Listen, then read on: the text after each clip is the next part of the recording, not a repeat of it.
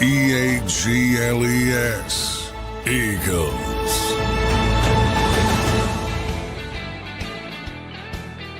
Welcome in, everybody, to a Monday edition of Birds 365 as we get closer to the NFL Draft, the new week here on Birds 365. I'm your host, Zander Krause. That's my co-host, John McMullen, the number one Eagles beat reporter in town. For those checking in today, we are 10 days away from the NFL Draft. 10 days away, 10 short days away. Johnny Mac, how you doing on this Monday morning, brother? Doing well.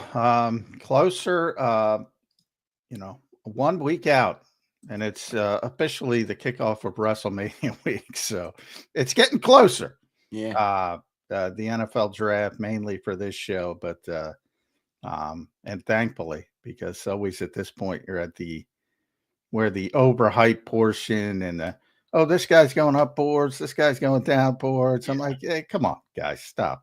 Yeah, I'm already seeing the trend emerging of, I saw on NBC this morning, they do a little recap of like where everybody picks a player for the Eagles on their various mocks throughout the inner workings of the internet. A lot of Walter Nolan popping up and a lot of James Pierce. So I don't know if those guys are even realistic, but in mock draft season, they seem to be. So we will see how it all shakes out. As we mentioned, just 10 days away from the first round of the NFL draft. I happen to think 11 days away is going to be a much more significant day for the Philadelphia Eagles with round 2 and round 3 on that Friday night. But we will lead up. We will cover it all on the lead up. We will break down some of the best prospects. John, we're going to follow along for those who read all your work at Sports Illustrated. We're going to do some of your previews as well. You've been previewing each position group in the draft. So we're going to do that. It's our typical Monday, everybody. So we'll have Jeff Kerr coming up here in a little bit. A couple things to recap, though, from the weekend in the sports world. No new Eagles news this weekend,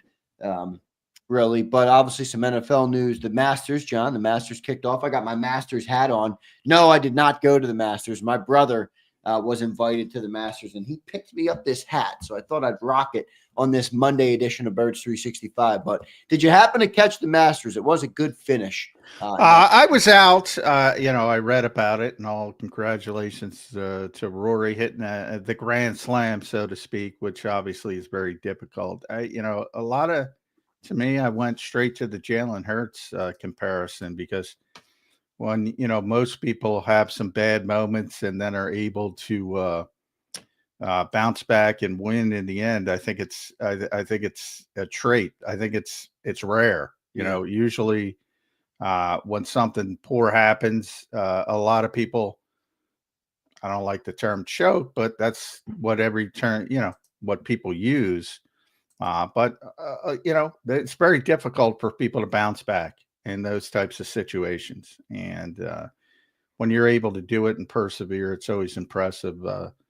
Always impressive to me.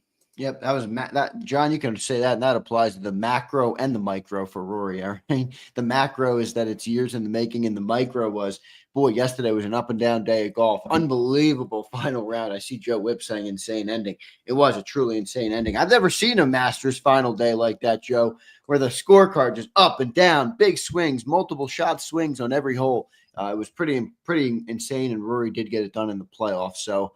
Pretty great Masters for those who enjoy that. Not many, maybe not many of us enjoy that, but I do certainly enjoy it. I think a lot of people do. I got a hat too. I should have put it on. I didn't think, I don't even know where it is at this stage. Well, I brought it up on Friday, on the show that my brother was going to be there because he went on Friday.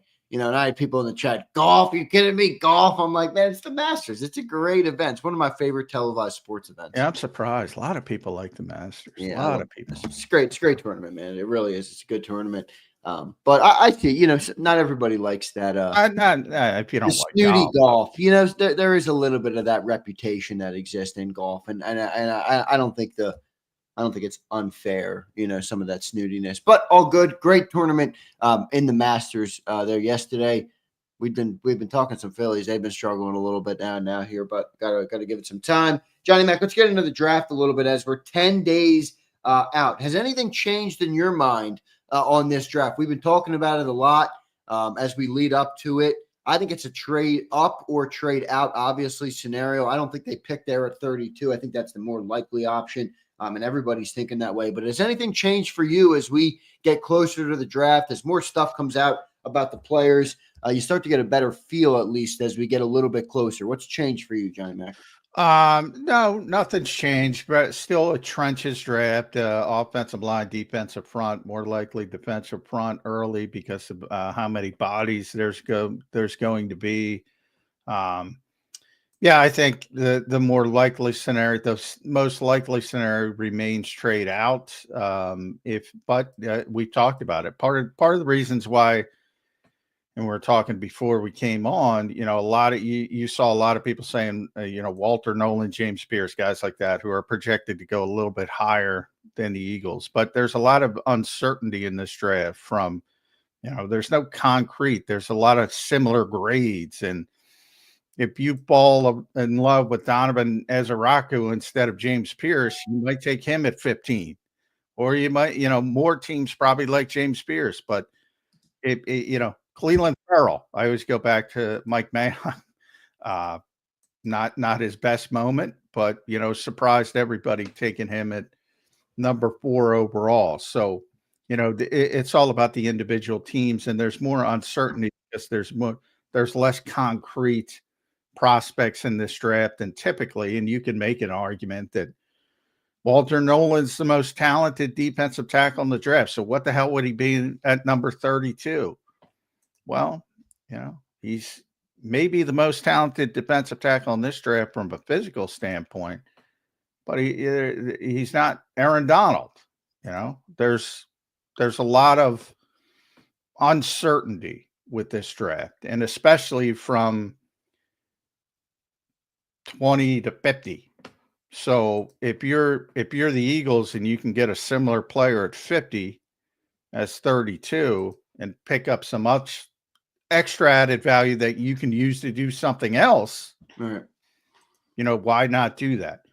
But as I've heard, and a number of people, national people have heard, everybody's looking to move down. Yeah, I saw that Diana Rossini report as well about everybody wants to get out of there, not move up. Yeah, I've been talking about that for a couple of weeks. And if everybody wants to go up, it's going to be difficult to go down. Excuse me. It's going to be difficult to find people that want to go up. But you only need one, and that's what Howie's great at.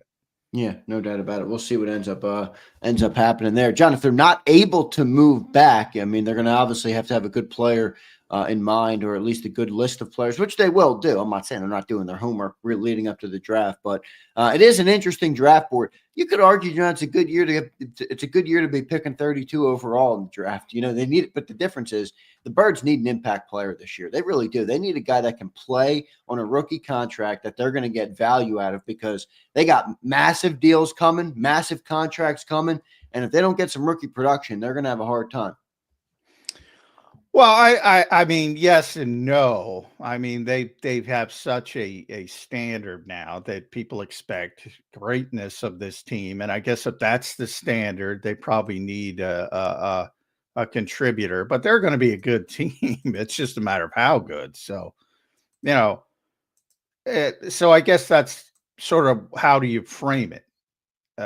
If you want to keep playing it, Jeffrey Lurie threw it out there, and I think it's not unrealistic, or you can make some argument for some other teams, but the team you just watched was one of the best teams of the modern era. I think that's fair to say. So if that's your standard, it's going to be very difficult to match. I mean, but if your standard is, are they still a good team? Yes, they're still a good team. And so that kind of depends on how you look at it. But yeah, nothing they do is not going to make them a bad team. Yeah, I understand that. But I will say, I mean, the majority of Eagles fans listening right now, John, if you're in the chat and you're listening, we appreciate you for being here. I mean, they're looking at this offseason as, how do we repeat? Whether that's fair or not, and I'm not saying you're wrong that they're still a great team and that, sometimes expectations go through the roof. But look, everybody wants to win the prize. I mean, you're not always going to. I think everybody understands that, but that's the goal. So that's how people are viewing this offseason is, how do we put ourselves in a position to repeat? And the way to do that is to hit on the draft pick, because let's be real, they're shedding money, and they shed some players because of the contracts, because of where they're going and what they have coming up. So if they can't lock down a good player in the NFL draft, that chance at repeating, in my opinion, will be much harder. Yeah, well, yeah. I mean, yeah, that's kind of exactly what I said. If that's your only goal, if it's Ricky Bobby rules, and a lot of people it is, Ricky Bobby rules. I'm not saying it isn't. And I if know, but do it's, you think fans want to be fans and be like, all right, if you get second, I'll be proud? Yeah, that's not really the way fandom works, though. well, I agree with that too, but that's not necessarily how I look at it, So I'm just explaining, and that's not how NFL teams look at it. So they're a good team. It's just a matter of how good are they going to be, and that's going to be the draft picks are not only the first round pick, but pretty much the premium picks. You want to hit on those guys relatively early, and you want them to at least contribute. That's pretty much everybody, though, Right. And that doesn't change. But from the standpoint of this team needs its first round pick to do this or do that, I don't think they need anything. They're in a good position, but they got to find answers at certain positions, and that could come from trades. It could come from signings, free agent signings. It could come from a bunch of different avenues, as Howie's tried to explain. So I'm not going to sit here and say, oh, they got a hit on the 32nd pick in the draft. If they got a hit on the 32nd pick in the draft, and again, depending on the definition of hit, I don't like their chances because you're picking 32nd. In a good draft, I don't like their chances because you're picking 32nd. Right. In this draft, which I'm not exactly enamored by, I like their chances less.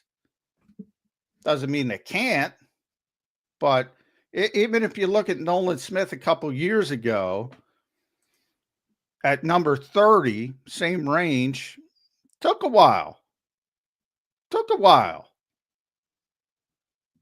Didn't even play really, except on special teams during this rookie season. So I think people have to sort of be more realistic about it. Yeah, well, the other thing may be boring, but it's no, it realistic. is. But I hear you. I mean, I'm not saying you're wrong. The other thing, though, I think that has slanted people is, I mean, you talk about the success of this team. If you look at the top 2 picks in the last 4 drafts, all right, Quinyon Mitchell and Cooper DeJean last year. You could even go top 3 picks. Quinyon, Cooper, Jalix Hunt. The 2023, it was Jalen Carter at 9, Nolan Smith at 30, Tyler Steen at 65. You had 2022, you had Jordan Davis and Cam Jurgens and Nakobe Dean at 13, 51, and 83, respectively. And then in 2021, you had Devontae Smith, Landon Dickerson, and Milton Williams. So, yeah, whether it's right or it's wrong, fans have become spoiled, John, in terms of they're expecting good players in the draft, man. They're on a good run of selecting they've had a great run. But remember, where people tend to be revisionists. I talk about it all the time. Remember where the same people were with Nolan Smith when he wasn't playing. People still think there's a bunch of people who still think Jordan Davis can't play. Remember, Cam Jurgens was ripped because he was a luxury pick at the time, didn't play as a rookie.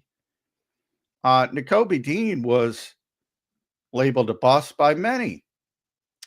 Milton Williams was okay until he was very good. Yeah.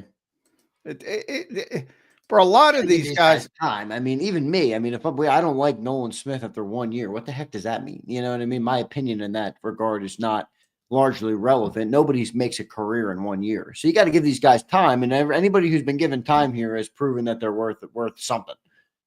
Yeah, I agree. They've done a tremendous job in the draft. And then, you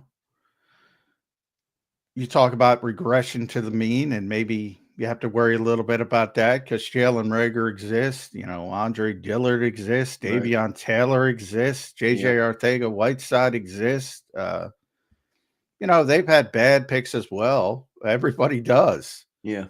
Now, those are all 4 or 5 years ago. I'm not saying they don't exist. I'm just saying, I wonder if there's something that's changed, John, in the last couple of years that they've done differently. Well, I think the Reagor pick was a crossroads for Howie. I've explained it numerous times, but there's still some, it's been a tremendous run for Howie at the top of the draft, premium picks. So burst through third rounds. It's been phenomenal.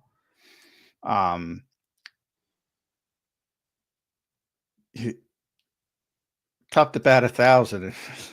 No, it is. There's no doubt it is. But whatever the process they've done the last 4 years, 4 years has worked very well. So we will see what they end up doing in the draft this year. We have Jeff Kerr coming up here in just a minute. One thing I wanted to hit on here in the open, just kind of pay our respects, John. Did you see the passing of Kairen Lacy, who was declared for the NFL draft in a couple of weeks?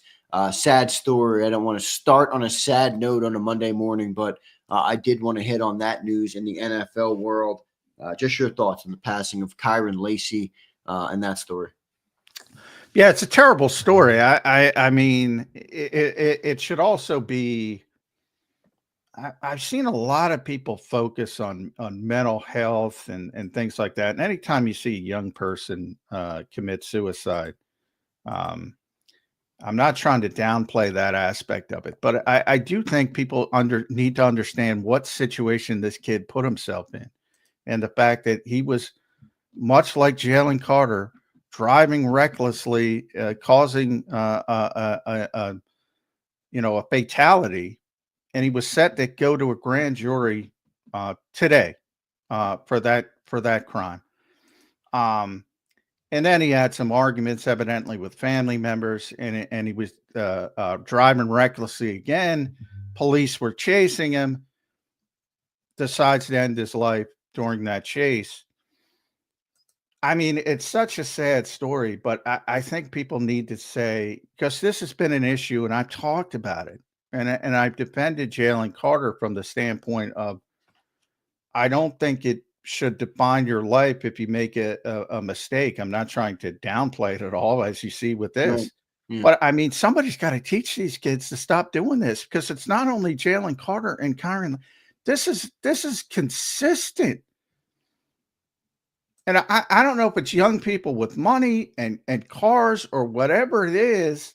And I'm not claiming to have the answer, but my God, if you got that much money and you got the ability to get these cars, go rent a racetrack. Go do it in a controlled environment. Go 150. Yeah. Don't do it on the highway with other, drivers. Boy, it's frustrating. And it's a sad story. But I mean, the desperation, I can't confirm it to, I can't automatically draw the line to mental health, because I know there's a lot of mental health issues in this country. But when you have a grand jury indictment looming, right, and the day before you're having these issues, I gotta believe that contributed. Yeah, there's no to his doubt. decision. Yeah. So, I mean, how do you educate these kids? I don't know. They have so many problems at Georgia. They've had so many to go far beyond Jalen Carter. It's not just Georgia. You see it with, the one that hits most Cowboys. Rasheed Henry Rice, Ruggs, John. That's the one that pops in my brain. Henry Ruggs, Jordan Addison. Henry Ruggs is he's in prison for. Yeah, that story was terrible, man. On and on and on and on. Xavier Worthy, Rasheed Rice. Henry's the worst, and people actually take lives. It's crazy, and I don't have the answer.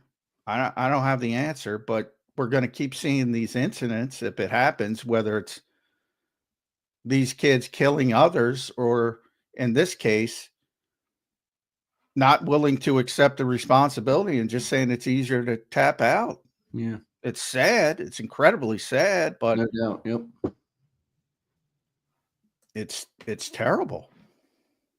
You're right. That's not the full story. It's sad. There's no doubt about it. As John mentioned, it's very sad, but something's got to happen here with it. And I don't know what the answer is either, John. I really don't. But I know that it's a very sad story. And as you pointed out, it's not an uncommon instance. So something's got to give here with these stories and something. But we will see we will see if anything does. And obviously we pray for the loss, or pray for his family and everybody there. For Holy Week, I'll be sending up prayers to, the other people who were affected with the other accident, and everybody who's involved in the situation. But very sad story, and I did want to address that here on the show today. We have Jeff Kerr coming up in a little bit. Johnny Mac, we will take a quick commercial break. I was going to skip it and get to Kerr, but I don't see him just yet, so we will get to him after the break. I appreciate and thank everybody for being here this morning. 10 days out from the NFL draft. All right.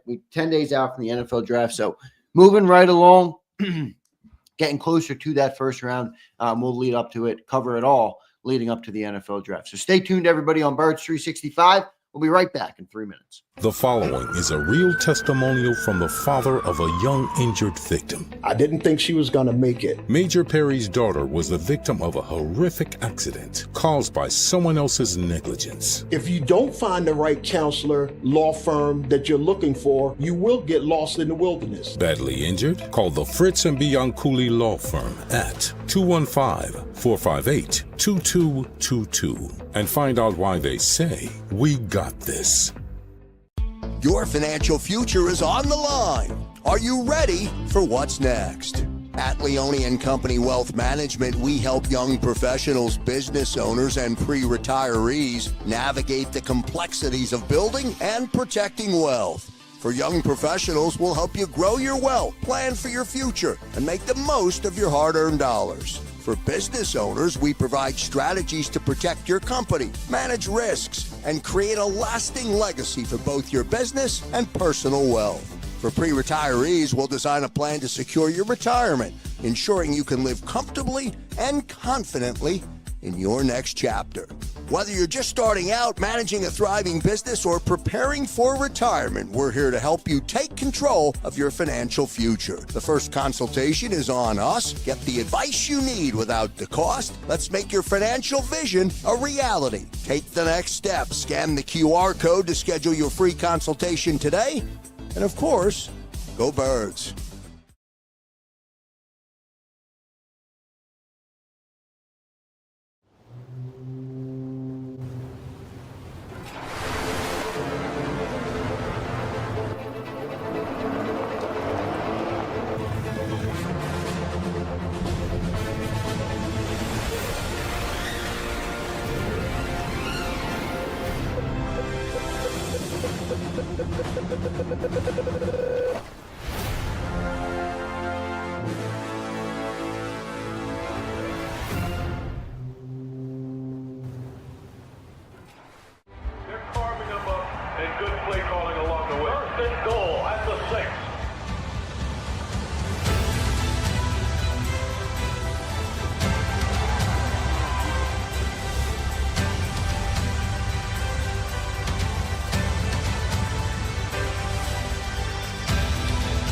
Field of life, First Trust Bank is there for you. Champions on 3. 1, 2, 3. Because Philadelphia dreams deserve a Philadelphia bank. In our hometown, we all look out for each other. We step up to keep our communities going strong. And at Independence Blue Cross, we're here to keep you going strong as the #1 health insurer in the region. No IBX is always looking out for you. EAGLES, Eagles.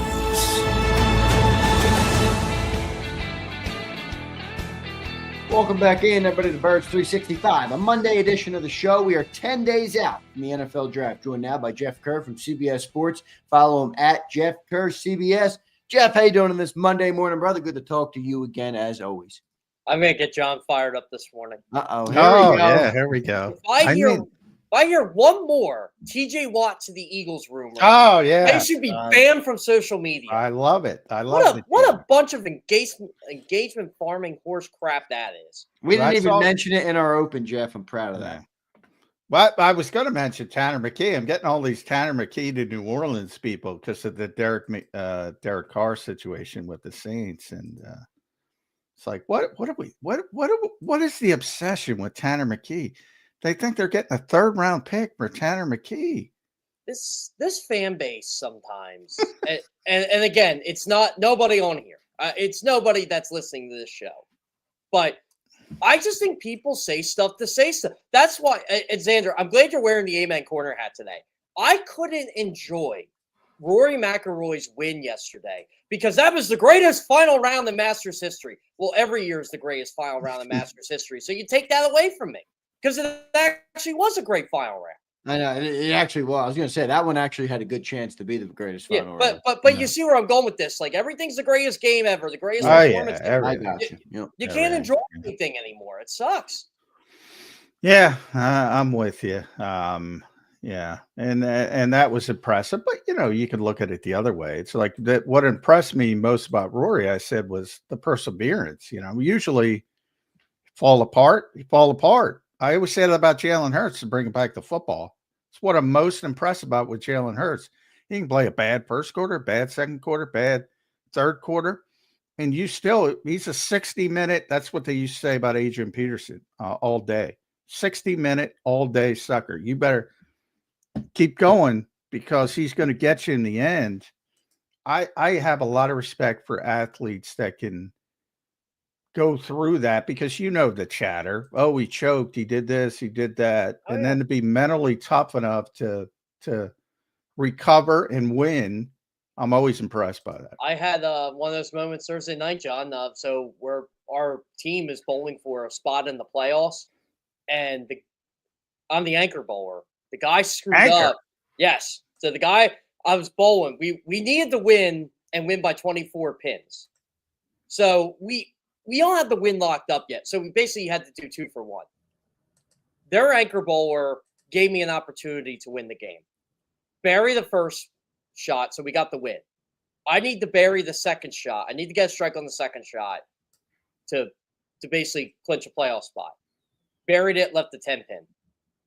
I exactly know what Rory McIlroy was going through on that 18th hole. There we go. Go. Because I would have probably had one of those Pete Weber type celebrations if I would have drilled it. I just kind of did a stare down and said, "It's not Pete Weber. It's Phil McCracken. You got to go Phil McCracken. Is it Phil McCracken? You got to guarantee.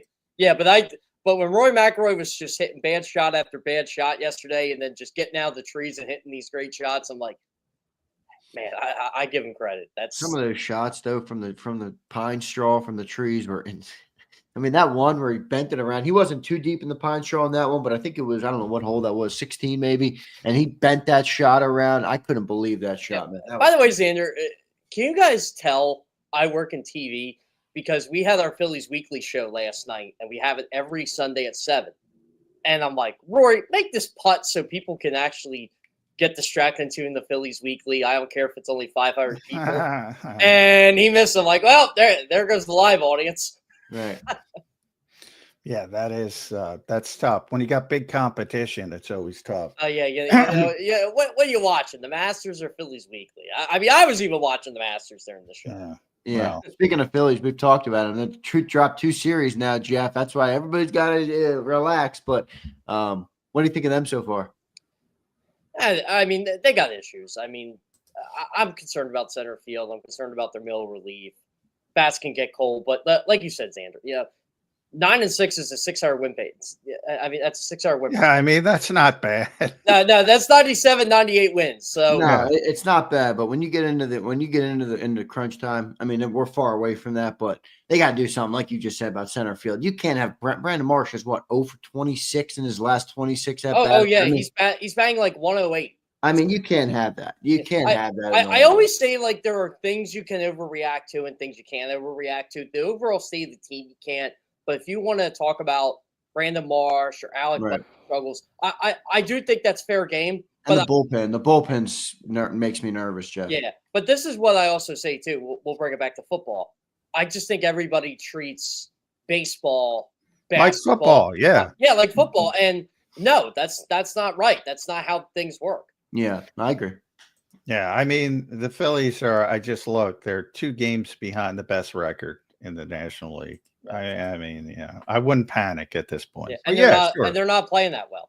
No, exactly. And obviously, if you're in that kind of slump, you probably have to make a move at certain positions. But it's a game of it truly is. Like I hear NFL coaches all the time say the NFL is a marathon. No, it's not. Not like it's not. baseball. Baseball's a marathon. I'll tell you what, 18-game seasons, it might feel like a marathon. It might for us, because last year felt like a marathon for me. I can't deny that. Yeah, For the last year was weird. I usually think the seasons are marathons because I'm covering the whole league. This year was kind of quick. I don't know Not why. for me, man.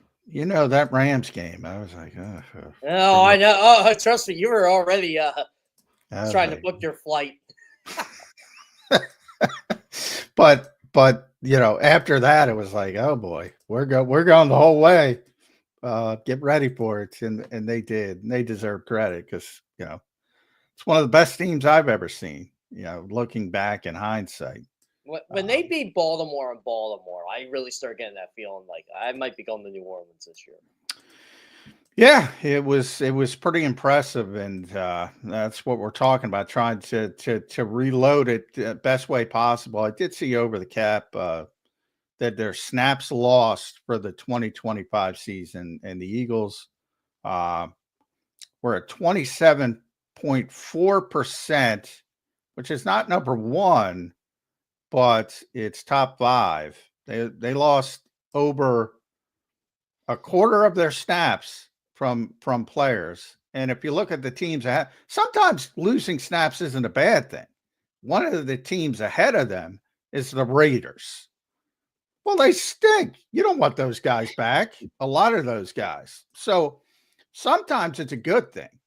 But the Eagles were Super Bowl champions, so I don't think it's necessarily a good thing. And the other teams ahead of them were Miami. They're sort of in the middle for me. They were tops. They lost 33% of their snaps. So 1/3 of their playing time they've lost. They're not great. They're not terrible. So they're not relevant.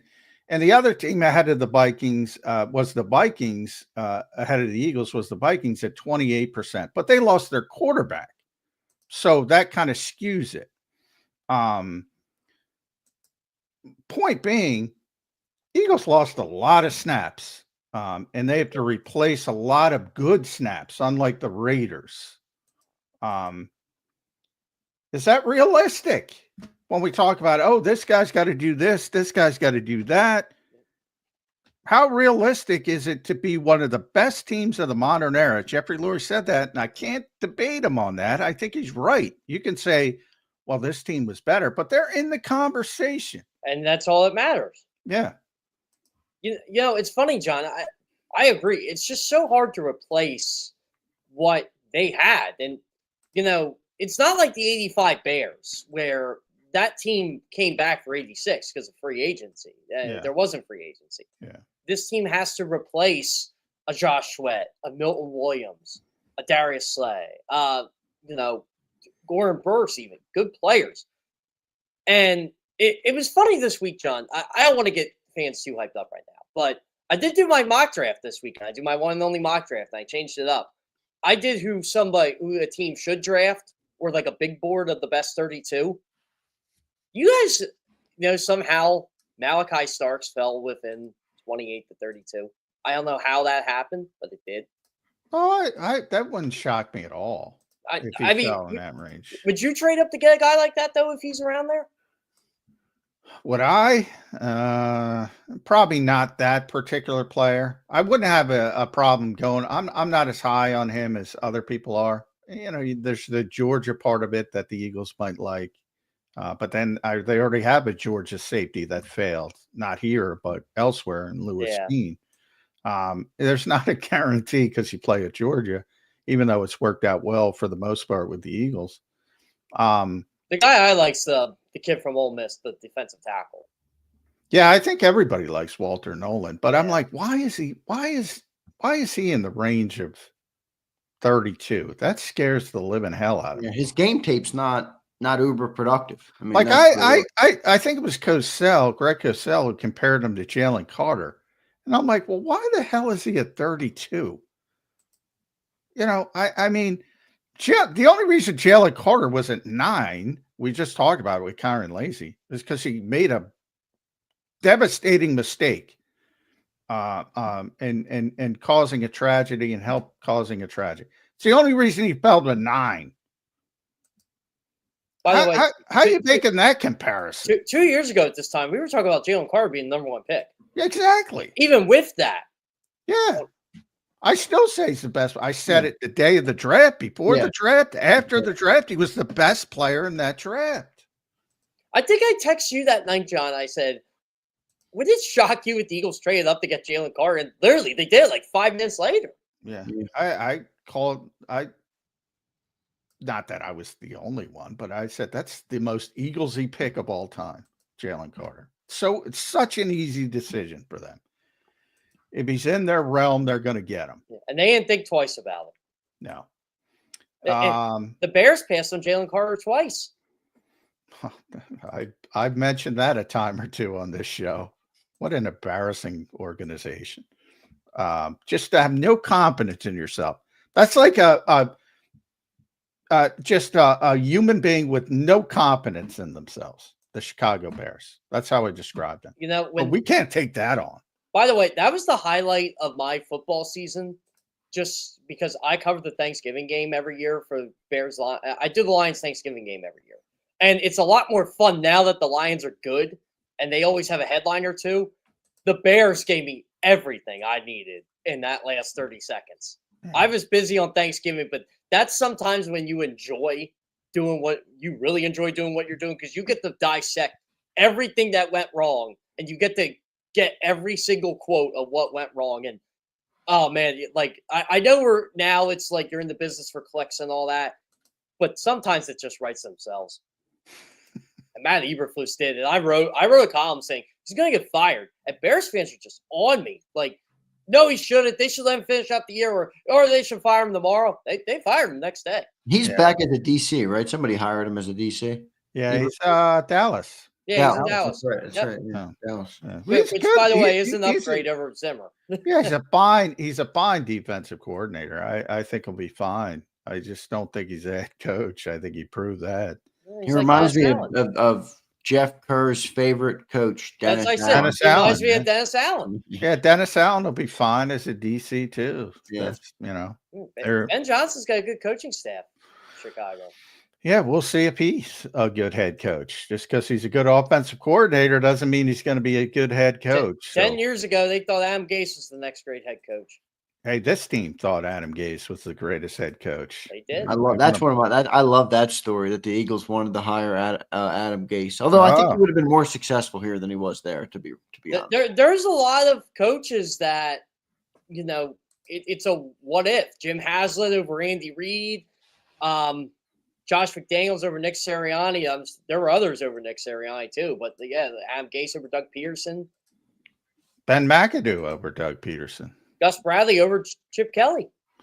No, Gus wasn't over Chip. That was Chip. Chip playing the cards, I guess. Yeah, going back and forth. And then when it became clear Oregon was going to get smacked with a bunch of violations, then he said, "All right, I'll come." Actually, Gus got screwed because of Chip changing his mind. Gus got the royal treatment. Remember the Gus bus and all that? Oh yeah.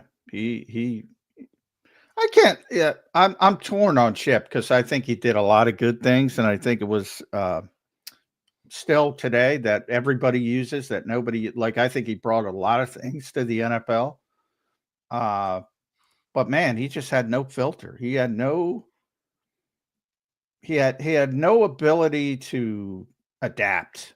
It was like, this is my way, and there's a lot of good to it with the tempo stuff and the sports science stuff. But I'm not changing it at all. A lot of really good players on those teams, they loved what I told them years later. I said, I can't imagine being a grown man and someone telling you got to go to bed at 9 p.m. They go, that's it. And I said, yep. He was made for college, and ironically hated college. Because you can, and maybe not now, NIL. But NIL, yeah. But back then you could tell them what to do and they do it and all that kind of stuff. But he hated recruiting. He hated dealing with parents. I think he hates dealing with people in general. Tough to be a football coach if you hate dealing with people. Yeah, John McMullen and I couldn't be head coaches. No, I could not. I first of all, you have to have relentless optimism in today's game. Relentless optimism. Like, you can't coach like Bill Parcells. Can't do it. The hard ass, calling your players girls. Can't do it. Yeah, that's why I think Bill Belichick struggles, because he knows a certain style, and that style just doesn't work. Yeah, that's certainly part of it. So Andy Reid adapted. Yeah, he did. It's one of the greatest things. I always find it ironic. How old is Andy? Andy is 60. He's getting close to 70, right? He's in his mid 60s. So I 47. He's 67. Just 67. turned There you go. last month. I was taught, everybody's into. We hear it every year, the offseason in Philadelphia, where you have got to be more innovative, got to be more creative, got to be this, got to be that. And Andy at 65 remains the most innovative and creative coach in the NFL. I still laugh when some Eagles fans love to go on this Andy Reid never did anything for this franchise. I'm like, they still use Andy Reid's stuff today. Yeah. It still exists. And they don't want to admit that. The whole organization is built on Andy Reid from the football. They admit it. Oh, yeah. I don't know. They admit it. They admit it at the Super Bowl. Yeah, Howie talks about it all the time. Shepard talks about it all the time. That their mistake was going away from it during the chip era, but it was a very small, and then they went right back to it. You know what? I honestly give this organization so much credit in this, and I would tell anybody it's willing to listen to.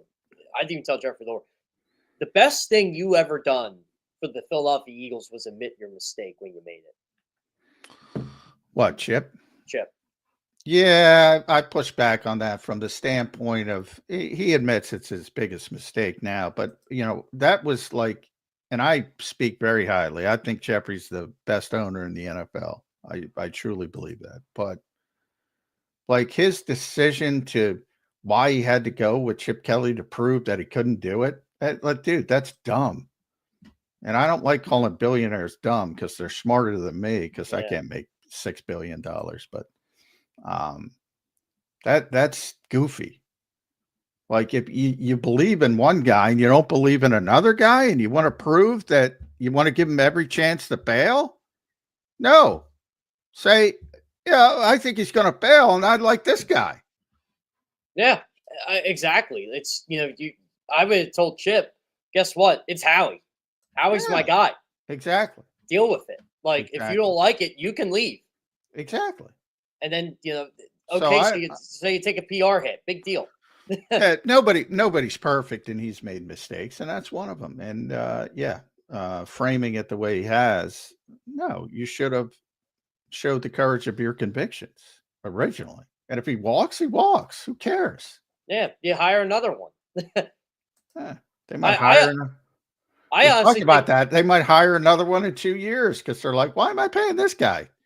Whatever Nick gets, 15, 18, 20, wherever he goes. I don't think Nick's going anywhere because the owner loves that he's the perfect owner for him. He doesn't want more than they want him to have. Like Doug wanted paying more. A lot for it. They can do it with another young guy. They might think Nick's like a George Seifert. Like George Seifert was a really good coach until he wasn't. Yeah.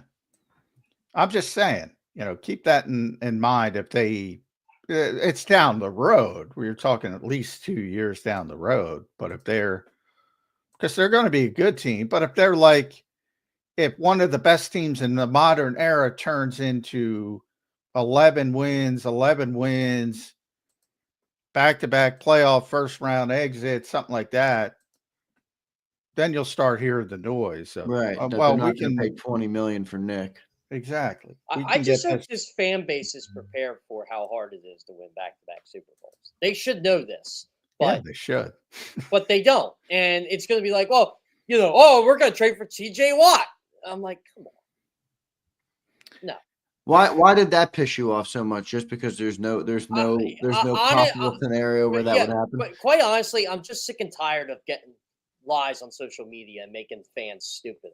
It's clickbait season, Jeff. I haven't been on social media in a couple of weeks because They're smart, but it's truly clickbait. But this is why fans are stupid, and then they blame the media for being stupid. I'm like, no, it's your fake ass content creators.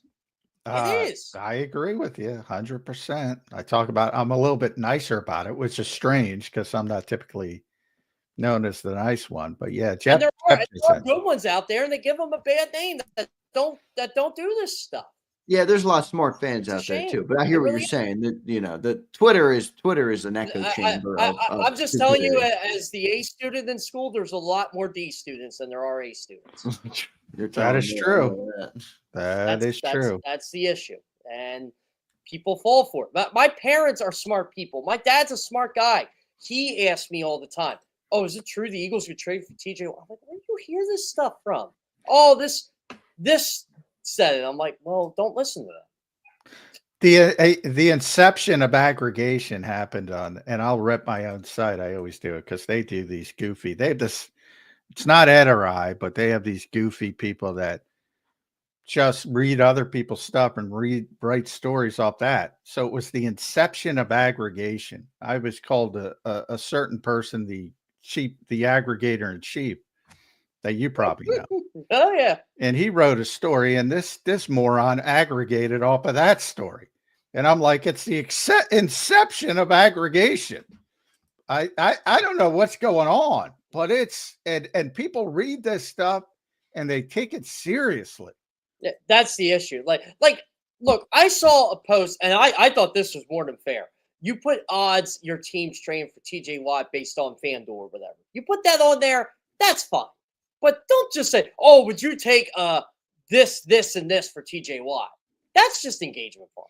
Yeah, but it's speculation season, guy. I mean, that's what people got to do. But that's the problem. I know. I'm not saying you're wrong. What I'm saying is that this industry has gotten to the point where we have a show that's every single day. There are other people out there that feel they have to do those things to create views, to create clips. I mean, Jeff, let's be real, and John, we are in speculation season and you can say anything. I can say any player. You could say, I mean, there was Patriots people saying they're going to get AJ Brown a couple of weeks ago. Like, you can say anything and get away with it. Well, that's what I got mad about. There were actual credible journalists doing this, and I'm like, where are you guys getting your information from? It was a big thing. Well, I don't have any problem with speculation. I mean, that's part of what we do, whether it's, we speculate all the time. Are the Eagles going to beat the Cowboys during the week? I mean, that's all that is. And I'm not lying when I say the Eagles they're going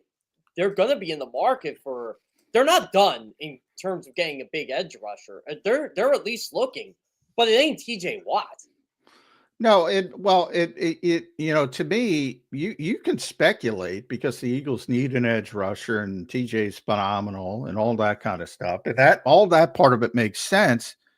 But what I always try to do on this show is educate, elevate the conversation. I always say, then explain, well, yeah, but remember what Howie said about Myles Garrett. If we make this, we're not in a position to make this type of move. And if we do, we're going to have to take away from elsewhere, meaning we're going to have to move other players, cut other players, things like that. So as long as you're fine with that, speculate away. If you're not fine with that and just saying, oh, can we add TJ Watt for a 3rd round pick and a 2nd round pick?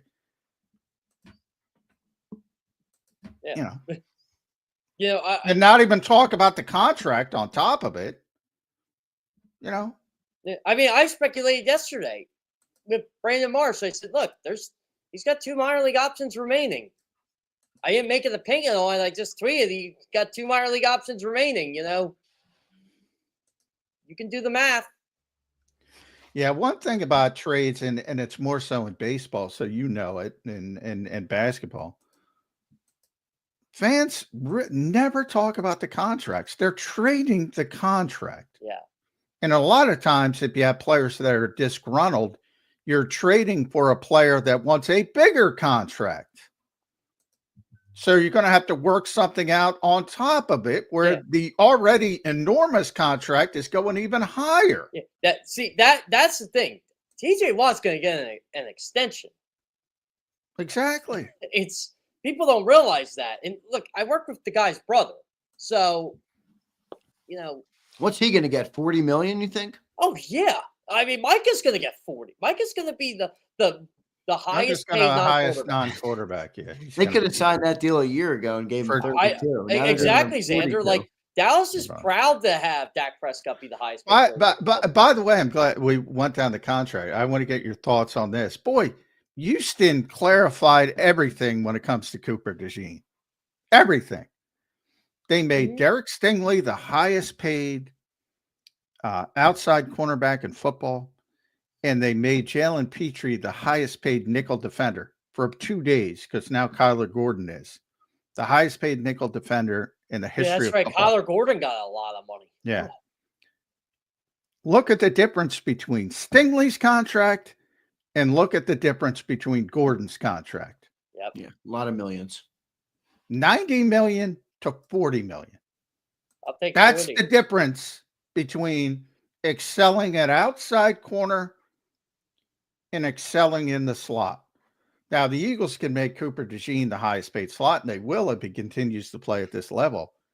But if you're Cooper DeJean, yeah, you want to play outside eventually. The business comes into it. And I know fans don't like to hear that.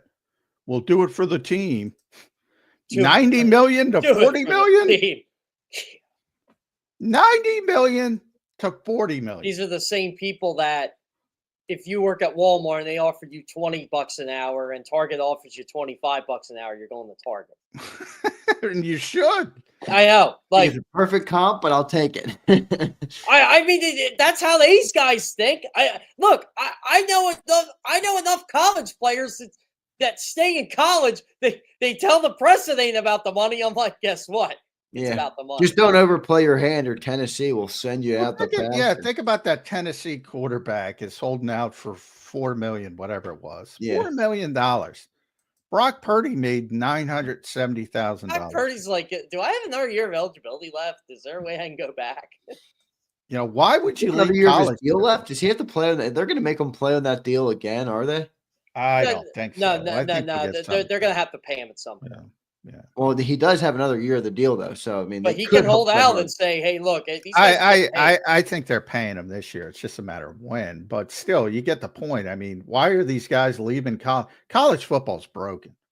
There's a lot of college football people that treat it like a religion. Your sport is screwed. It is. I love college football, and I have no problem admitting it's broken. that. And it's messed up right now. I hate what's going on with the sport.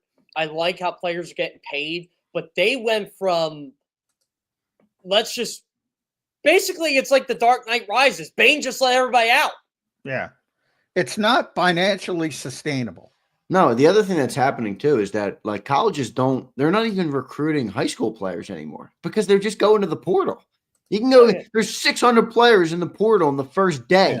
Yeah. Do I want to go? What are the things? College, or do I want to go and draft or take high schoolers? They're not even doing that anymore. Yeah, you get these college prospects coming out that played at 4 different colleges, 3 different colleges all the time. It's ridiculous. And you know what? Look, nothing against Justin Fields. Nothing against him. He played the game right. He did it right.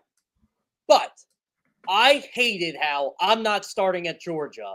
And it's just me as a competitor instead of wanting to beat somebody. And he was better than Jake Fromm. I'm not starting here. I'm leaving. Yeah, I'm torn by that. I don't know. Here's my one pushback, Jeff, is how are you going to hate the player, right? Like, I understand what you're saying, but I hate the mentality of the player. It's the game, dude. Like, you know what I mean? Like, don't hate the player, hate the game. Like, if you're telling these kids, make nothing and sit on the bench, or, jump in the portal, go over to this college, get a brand new car, a brand new everything. Honestly, Xander, it's now take the easy way out is literally the easy way out. Yeah, like the competitor in me says, I'm going to beat this guy. I'm going to hope this guy fails. And I'm going to take this job. Boom. But that's just not how it works anymore. Yeah, no, that doesn't. Well, I get it. Even in the real world, that's not how it works. I get both sides of that fence because, you're not going to get noticed unless you play. Yeah. So ultimately, if you're thinking about your NFL future, you want to go somewhere where you can play. But to your point, I get where scouts say, look, I'd rather have this guy compete because he's going to be an NFL level prospect. Right.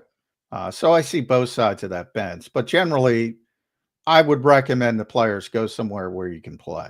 Yeah, I mean, and look, here's the other part of it, Jeff, too. There's two quarterbacks in the NFL right now that are the upper echelon of the league that had to leave their schools. I mean, Joe Burrow had to transfer out. Absolutely. Yeah. Of Ohio State, and Jalen Hurts. Right now, his story was a little different. He stayed yeah. at Alabama for an entire Jalen year. graduated. He could leave. His story was much different. But still, I mean, that's what college football has created. Where there's a lot of them. There's more than that. Yeah. There's Justin Fields. Russell Wilson was at North Carolina State before he went to Wisconsin. and that was long ago. Yeah, I mean, and Russell Wilson was like Jalen. He graduated, and then he had the option.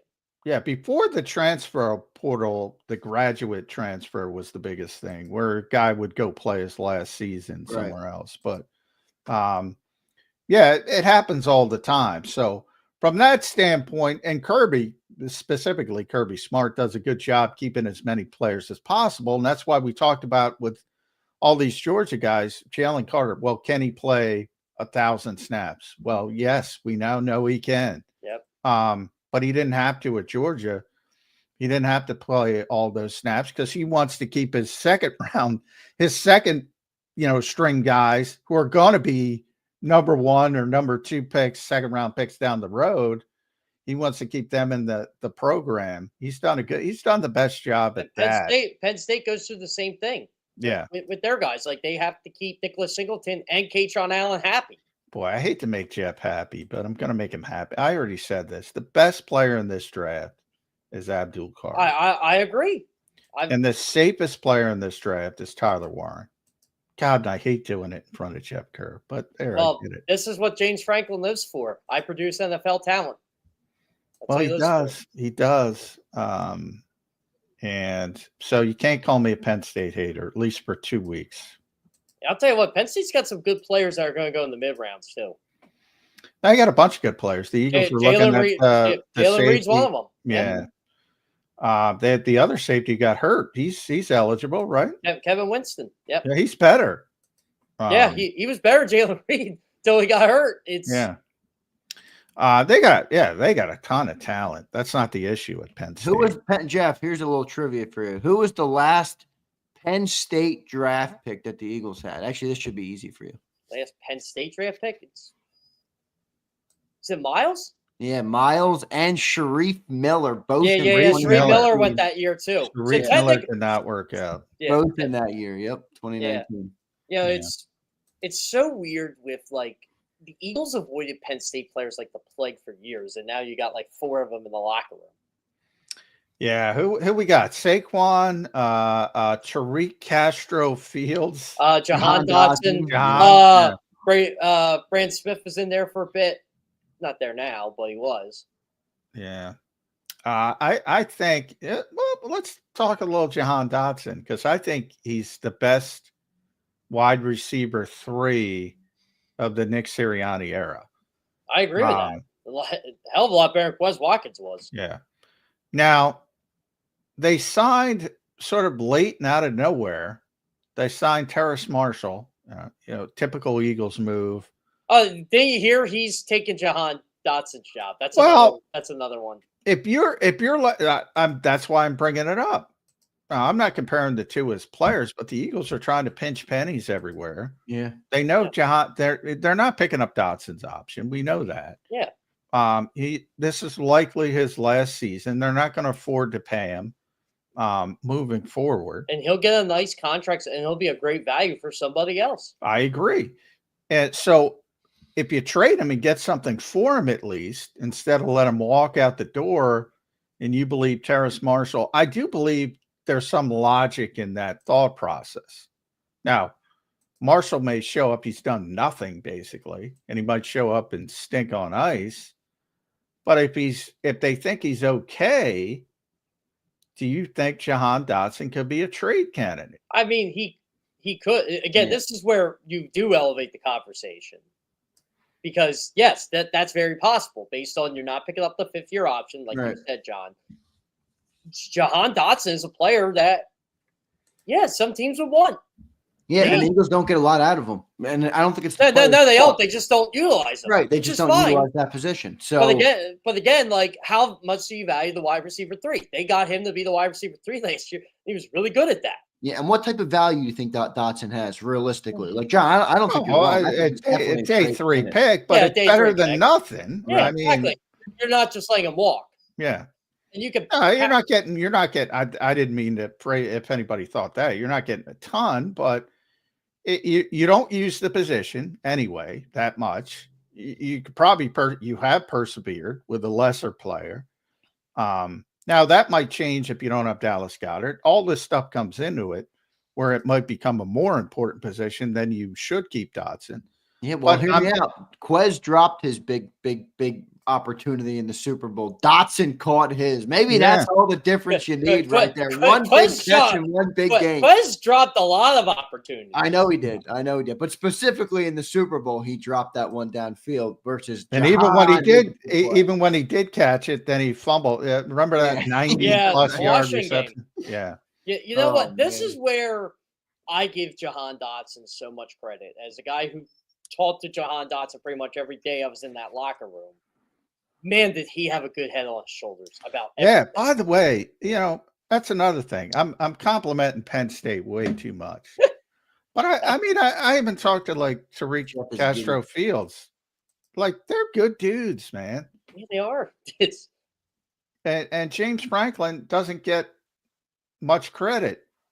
He says some stupid shit on he says a lot of stupid shit. I agree with that, though, John. That's something that James Franklin deserves some credit for yeah, sure. He should be proud because he's developing some good people. I think that should be applauded. But my conversations with James Franklin are never about. It's funny.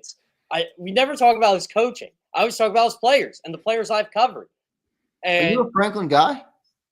Not really. No. I'm kind of. This is how I view James Franklin. I don't think you can do better because I just don't think anybody better is walking through the door. I think he's a great, as I told Jeff off air, I think he's a great recruiter. I think he develops good people, but I don't think he's a great game day coach. Yeah. Until he becomes one, they're not going to win that. Look, they should beat Notre Dame. Bottom line, I told players on that team that they should have beat Notre Dame. They didn't. Yeah, they should have. They had more talent. They probably, from that perspective, they should have. But that Notre Dame team last year was pretty special. Oh no, they were good, and you know what? Penn State was good. Yeah, they were. And I even think because I'm a big Marcus Freeman guy. I've said that on the show. I like Marcus Freeman a lot. I covered Marcus Freeman when he played at Ohio State. Yeah, he's doing some, and they suffered 2 big-time injuries, really 3 big-time injuries. Benjamin Morrison was one of them. Riley Mills, the 2 defensive linemen, Riley Mills and Howard Cross's kid. Those 3 big-time college players, and that would have been interesting if those guys were healthy. You know what? I still say I would have been curious. I don't think they would have beaten Ohio State in the national championship. No, I don't think so either. But I think both of them, if Notre Dame was healthier and Penn State got them again, because Penn State had them on the ropes, and then James Franklin decided to be James Franklin. Yeah, Ohio State was clicking though at the end, man. They were clicking. Oh, I know they were. And what's his name didn't play good when you lost to Notre Dame? Drew. He played terrible. No, he played terrible. Well, I always said Penn State loses, it's going to be because of Drew Howard. Yeah, I'm not a fan. I don't get the hype on Drew. I've said that. I don't either. I don't get the hype there. There's. I'll say this too, as someone who known. Look, I was at the Daily Local in Westchester when Will Howard was, before he was what he is now, but he had a lot of hype in the Downingtown area. I tell you what, him winning the national championship was the best and worst thing to happen to him because that cockiness is back, and that's not a bad thing. I'm just saying. I have no problem with quarterbacks that are cocky. Yeah, it's not a bad thing, but I was like, oh, he's back. I kind of like it. Now I like Kyle McCord better. I was like, I don't know why, but it's hard to argue with it because they won the national championship. They paid but Will Howard a lot of money too. I was happy for Will when he got it.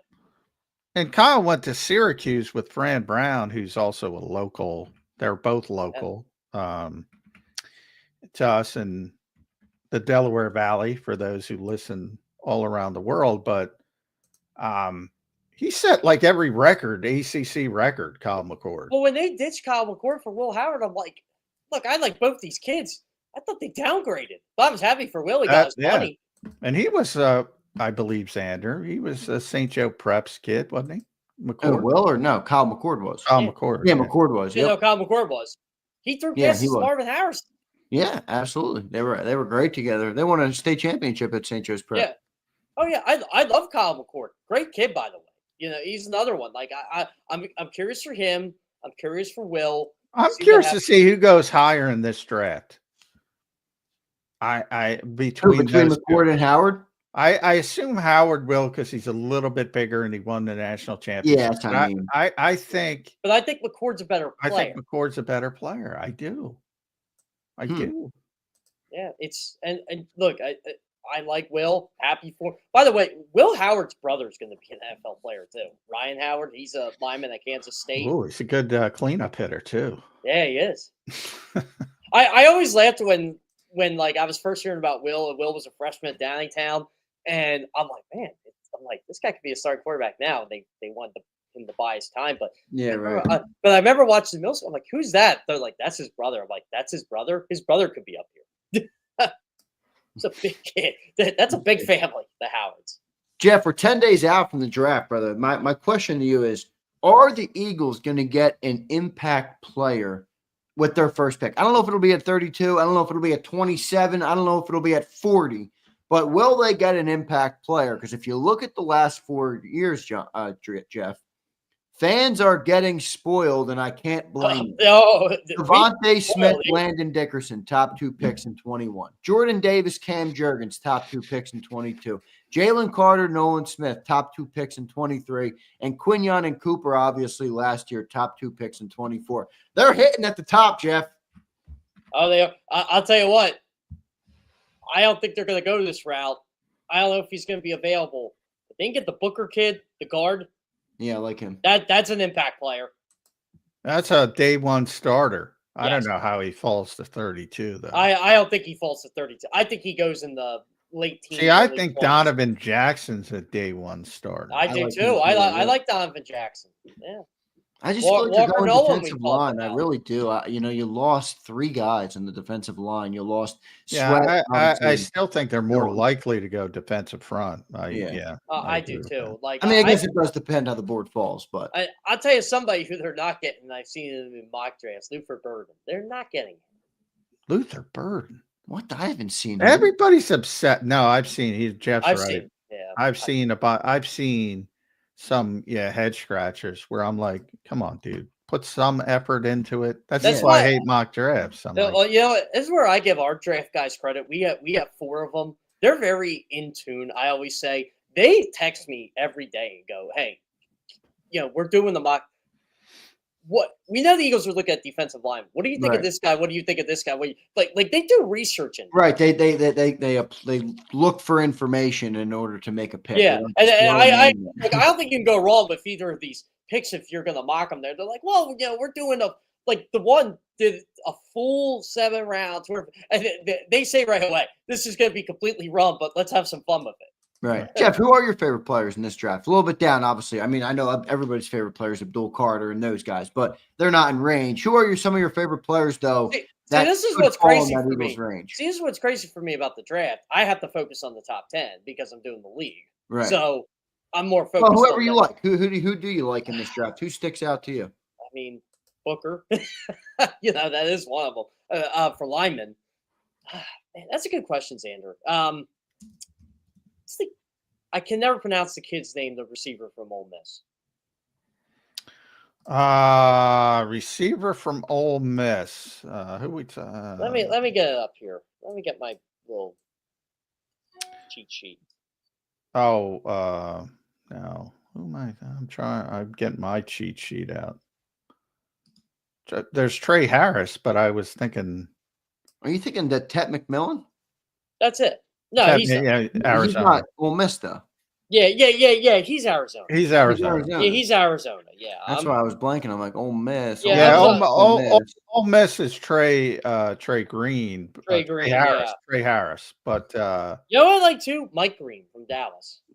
From Marshall. From Marshall. Yeah, I like him too. I mocked him to death. I like him too. I mean, my concern with Ted McMullen, he reminds me of Laquan Treadwell, who's still in the league, by the way. Yes, I know. But he's big, he's physical, he's a great 50-50 guy, but I don't like guys who can't create separation. This is the first year in the draft in a bit that I'm not enamored by the receivers at all. No. I'll tell you one guy I think that's going to be good because the school he went to, Ibuka from Ohio State. Oh, yeah, he's my number one receiver. And that partially is. You're not supposed to scout the helmet, so break. But, I mean, I think he's going to be the best receiver in the draft. I do almost every draft now is just loaded with receivers because that's all guys play. They play 7-on-7 the entire offseason. So you got a bunch of wide receivers and defensive backs. And boy, this is a bad class of wide receivers. I think it's a bad class, period. Yeah, I'm not in love with it. Which maybe increases the value of one Jahan Dotson. Well, where do you guys think Shador's going? I'm starting to think Saints, maybe. I could see that. You know where else? You got to look. You got to look at Las Vegas and New Orleans. Yeah, he's not going 2 or 3. Forget about that. No, How about this one? How about this one, Jeff? How about the New York Jets? They're what, 7 overall, I think. Who did I mock to the Jets? Oh, I mocked Tyler Warren to the Jets. Yeah, I don't think the Jets are in it. I think Las Vegas might go, depending on if Tom tells him he can play. They might take him. New Orleans might take him. And if they don't, then you're down then he's falling all the way to Pittsburgh. Yeah, and that's where I think he goes. He'll go in the first round. There's still a shot he'll go top 10. But he doesn't belong there. You don't think the Cowboys would consider him at 12, do you? No, they pay Dak. That's Cowboys are really stupid though sometimes, Jeff. I never want to put it. Jerry might want to take him. That might be another. What I mean, Jerry loves those headlines. He's dreaming of what that could look like, man. That might be another where Johnny Manziel, where Steven had to tackle him and say, "No, we can't take him." You know what player I really like too? Again, you can tell how much I'm watching. I've been watching the offensive lineman, Kelvin Banks, in Texas. Good player. Yeah, I mean, he's definitely going to be a first rounder. I think he's better suited for guard than he is a tackle. But yeah. For the Eagles, I'm thinking Connerly or Donovan Jackson as the 2 potentials of that first pick. And that first pick might be 32. It might be 27. I had Connerly going 25, but I'm a lot higher on Connerly than I think a lot of people. Because I think those 2 guys.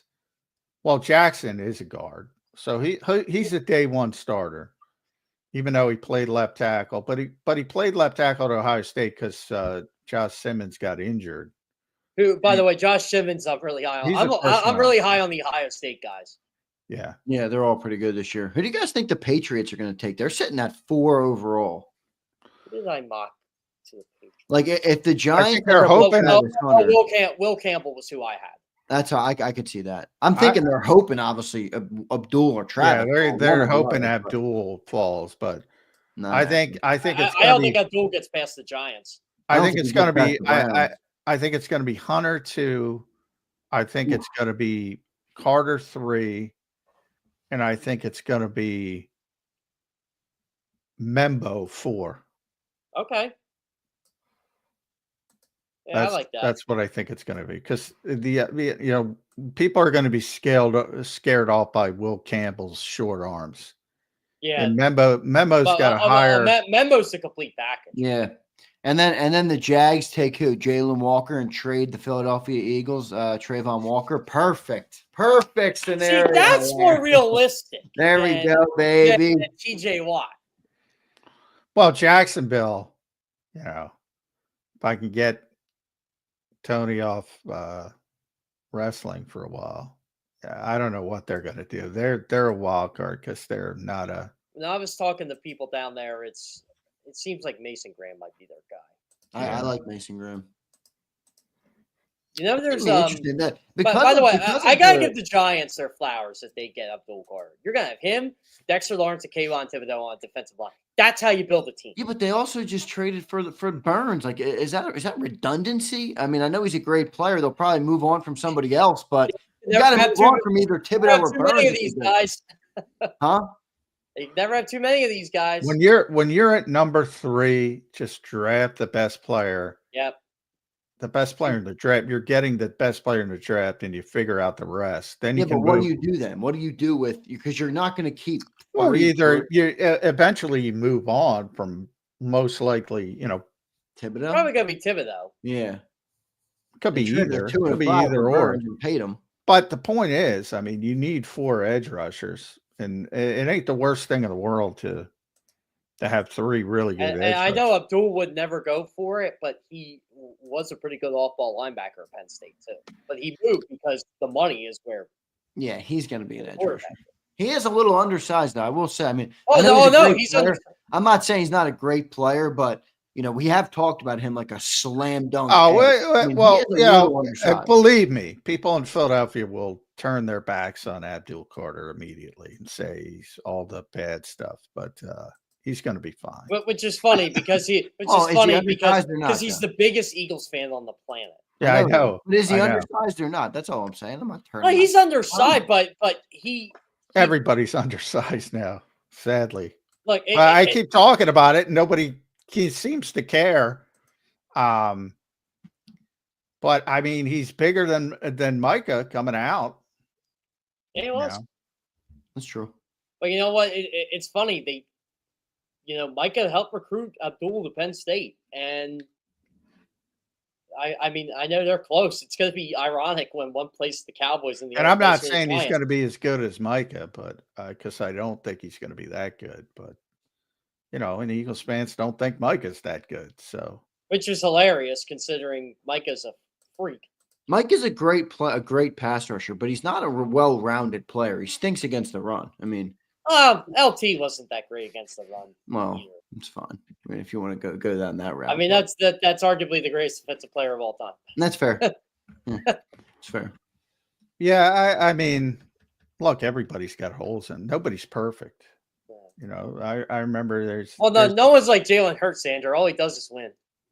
There's all these contrarians. I remember the people who would point out that Aaron Donald, he's not that good against the run. Who cares? I'm like, all right, dude.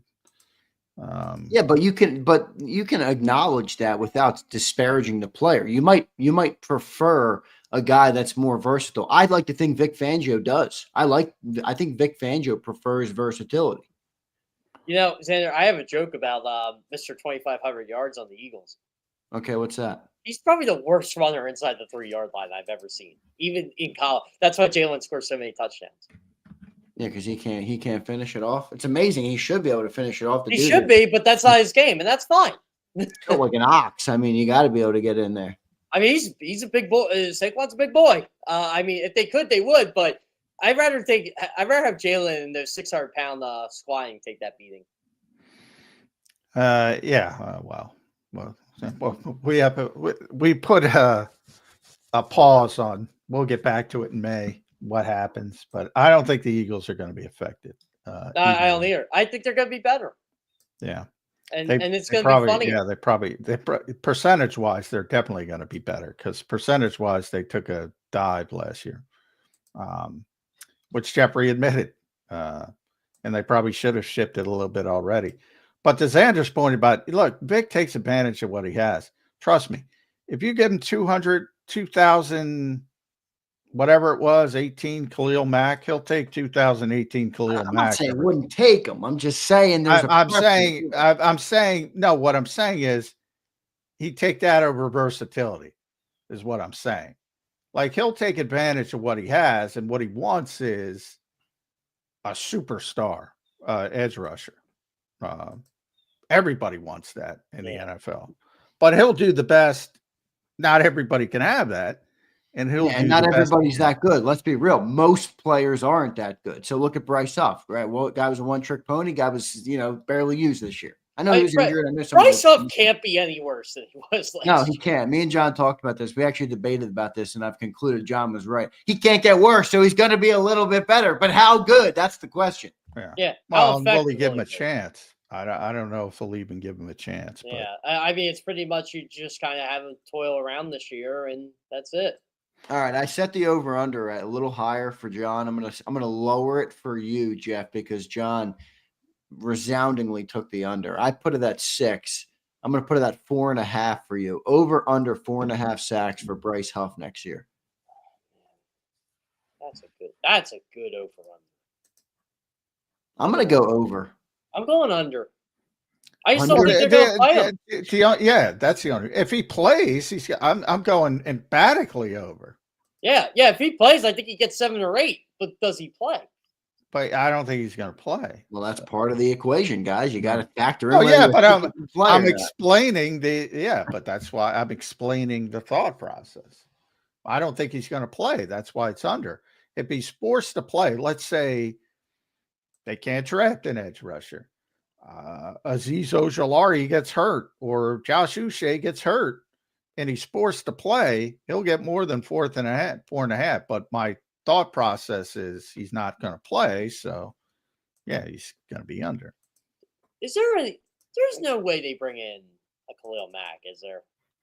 No, he already signed. That's right. He signed. I'm in baseball mode. Baseball mode. He got $18 million, dude. He's 35 years old, and he got $18 million. I should have said a Khalil Mack type player. I should have said that. But yeah, see, this is what happens when you got baseball.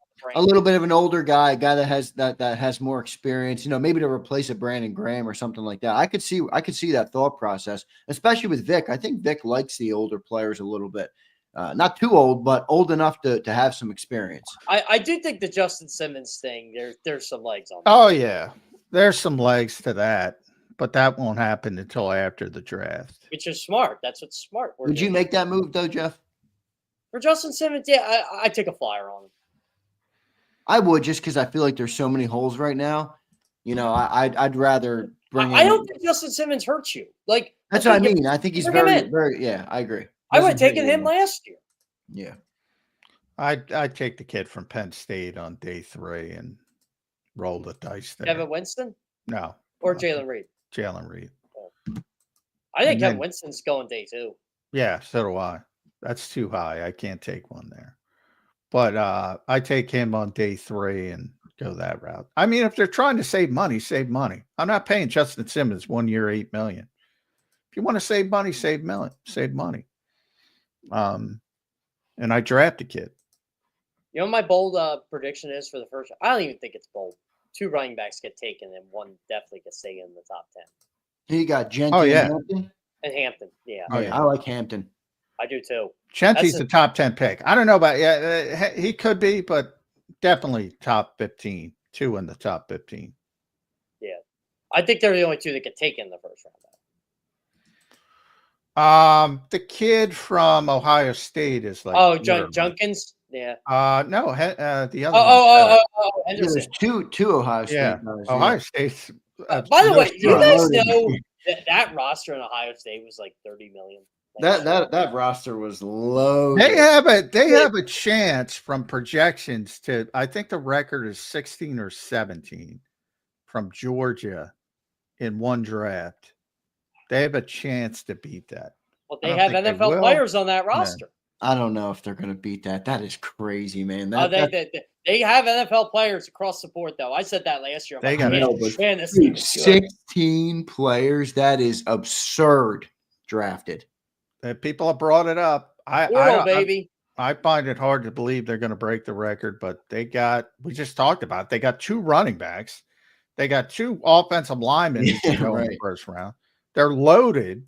By the way, their best receivers didn't even leave. Jeremiah Smith, he was a freshman. Oh, he's the best player on their team. Yeah, he won I know. the national championship. I know. He was like the Smith on. When People forget Notre Dame came back in that game, and if they stopped, that was a 4th down play. Yeah. If they stopped them, they got a chance to I forget the score. They could have tied or won the game, and Smith just beat them deep. Again, they had no Benjamin Morrison. He's their best player on the team. He's like Devontae Smith. I still, to this day, because Penn State lost to Ohio State the way they did, and that was probably one of the more heartbreaking days I've had as someone who is close to a lot of people on that team. The fact that no one in the media asked James Franklin why Tyler Warren or Nicholas Singleton did not get the ball inside the 5-yard line on 1st and goal, either of those plays, is incredible. I'm like, if this is Philadelphia, John McMullen couldn't wait to ask that question. What question? Huh? I lost. I was multitasking. He's down the Penn State rabbit hole. What Franklin could have done differently. How is a top 5 pick, a top player in the draft, not get the ball inside the 5-yard line when you're down 3 on 1st and goal? Jeff's still pissed off about that semifinal that James Franklin blew. Oh no, that's not that's not the semifinal. That's a regular season. The semifinal, semifinal was not James Franklin's fault. That was all Drew Hauer. Yeah, Drew Hauer stomping that. Oh god, that game was a tough watch because of Drew Hauer. When your quarterback plays like that, it's tough. Man. Yeah, you're not winning anything. No, you're right. Xander, you would have loved watching that semifinal game with me. When the game's tied, I'm just like, all right, just give the ball to Singleton and Allen. They just got 10 yards on the run. They were having great games, Singleton and Allen. Yeah. I mean, he's not a great game day coach, but when your quarterback plays poorly, you're kind of hamstrung. Makes it a lot harder. No exactly. And that's why I said, I'm like, look, you want to crucify James Franklin for a lot of things, fine. Do not do it for the semifinal game. Yeah. All right, Jeff, we got 10 days out from the NFL draft. Any final thoughts on that as it inches closer? You said you put out the mock draft, plug it, tell people where to go and read it, actually get an educated mock draft for the people, Jeff. Educated mock draft. We'll see how many of these picks I actually get right. More so than maybe the other mocks. But yeah, I actually did get 15 right the other year. I think it was 2 years ago. So that's pretty good. 15 picks, right? That's pretty good. I'll give you that. Yeah. So CBSSports.com, I'm going to have a couple articles this week. Players who the Eagles should draft at 32, trades the Eagles could potentially make up or down at 32. So that should be a fun one. But this is why I can't wait for the draft, because I'm always tell me where they're going, and then I'll make my evaluation. Right. I'm that guy. So my overreactions piece, those nights of the draft, I'm sure I'll be coming on with you guys that weekend. It's going to be a lot of fun breaking down. Like if Shedeur goes to the Saints, I'm probably going to love it, just because of Kellen Moore. Yeah, I'd like it too. He's pro style too. I think. By the way, Shedeur's going to be in Vegas today. Yeah, that's meeting with them. Yeah. You know what? Even after that, it's weird. I don't love him on the Raiders. I kind of hope he doesn't go there. I don't like anybody on the Raiders. I think it's a great situation. Remember, they have Tom now. A little bit different. True. I wondered if that was the reason they would draft him, just because of Tom, and he's got the relationship with Shedeur and stuff. So it's a fresh start. I mean, honestly, the Raiders organization should be a lot better than what they are. Well, that's tough to not be, but yeah, they have to be almost better. I think that's a possibility. Saints are a possibility, and if not, then at Pittsburgh for Shedeur Sanders. And if Pittsburgh don't want him, he ain't going the first round. No. Well, maybe that's where the Eagles' 32nd overall pick gets max value, and they can trade out. There's a lot of Jackson Dart people in the NFL, and there's a lot of Tyler Shuck people in the NFL. We found out his name is Shuck. Shuck, yeah. It's weird pronunciation. Jackson Dart would be the 10th best quarterback in last year's draft. I agree. I think Shedeur Sanders might have been the 10th best quarterback in last year's draft, but what would Cam Ward have been last year? Third? He'd be in the middle. I think he'd be 4 or 5. You could start him at 4. He's nowhere near the top 3. Then you can argue Cam Ward, but I'd still take Penix and JJ over Cam Ward. It's so funny. I wasn't crazy about Bo Nix in college, but when Sean Payton got him, I'm like, well, I could see this working. He was my most wrong player assessment last year was Bo Nix. Well, I watched Alabama destroy him every year, and I'm like, fucking Bo Nix. He's not going to do shit in the NFL. And what I know, I was way wrong on him, so I'll eat my crow on that. Well, with revision, Bo Nix is 4 right now. And Penix is 5, McCarthy is 6 because McCarthy hasn't even taken a damn snap. So if you look at those 6 in that order, where would Cam Ward be? Maybe 6th, maybe ahead of McCarthy. I wish revision. I mean, at best, he's 6th. John, you guys started Birds 365. What was it? April 21? It was before the 21 draft, right? Boy, I don't know, but Jeff. That was exactly when it was started. Boy, if we had that show established, I would have came on here with that quarterback list. But I'm sorry, these guys suck. I didn't like any of them. I was not a Trey Lance guy. Well, I don't think anybody projected Trey Lance to go as poorly as he did, but I was very surprised by that trade. I was. Yeah. And San Francisco is typically a good order, and they were able to overcome it in different ways. But the 2020 draft class, I was really high on, and I was tremendously high on Trevor Lawrence. Tremendously high on Trevor Lawrence. Well, Trevor Lawrence is still a good player, but after him, I was just like, "There's no one here." Like I wasn't. I'll tell you who loved Zach Wilson. The Eagles. Your Philadelphia Eagles. They love Zach Wilson. Loved him. I mean, loved him. Over the moon. Over their guy. Justin Fields. Jody and I used to talk about Justin Fields a lot. I liked him. Not as much. Jody loved him. Jody loved him. Now he's on the Jets. I wonder now he gets him on the Jets. Mac Jones. Yeah. Good backup quarterback. You know what's crazy? Mac Jones had for quarterbacks, he had a historic rookie season in terms of completion percentage and yards per attempt. Yeah. That's a confusing case to me because let's be real, Devontae Smith wouldn't have won a Heisman without Mac Jones. So, I mean, he can throw the ball. Here's what I say when I look at that draft. I always spring up because I love the O'Connell quote. He said it this offseason.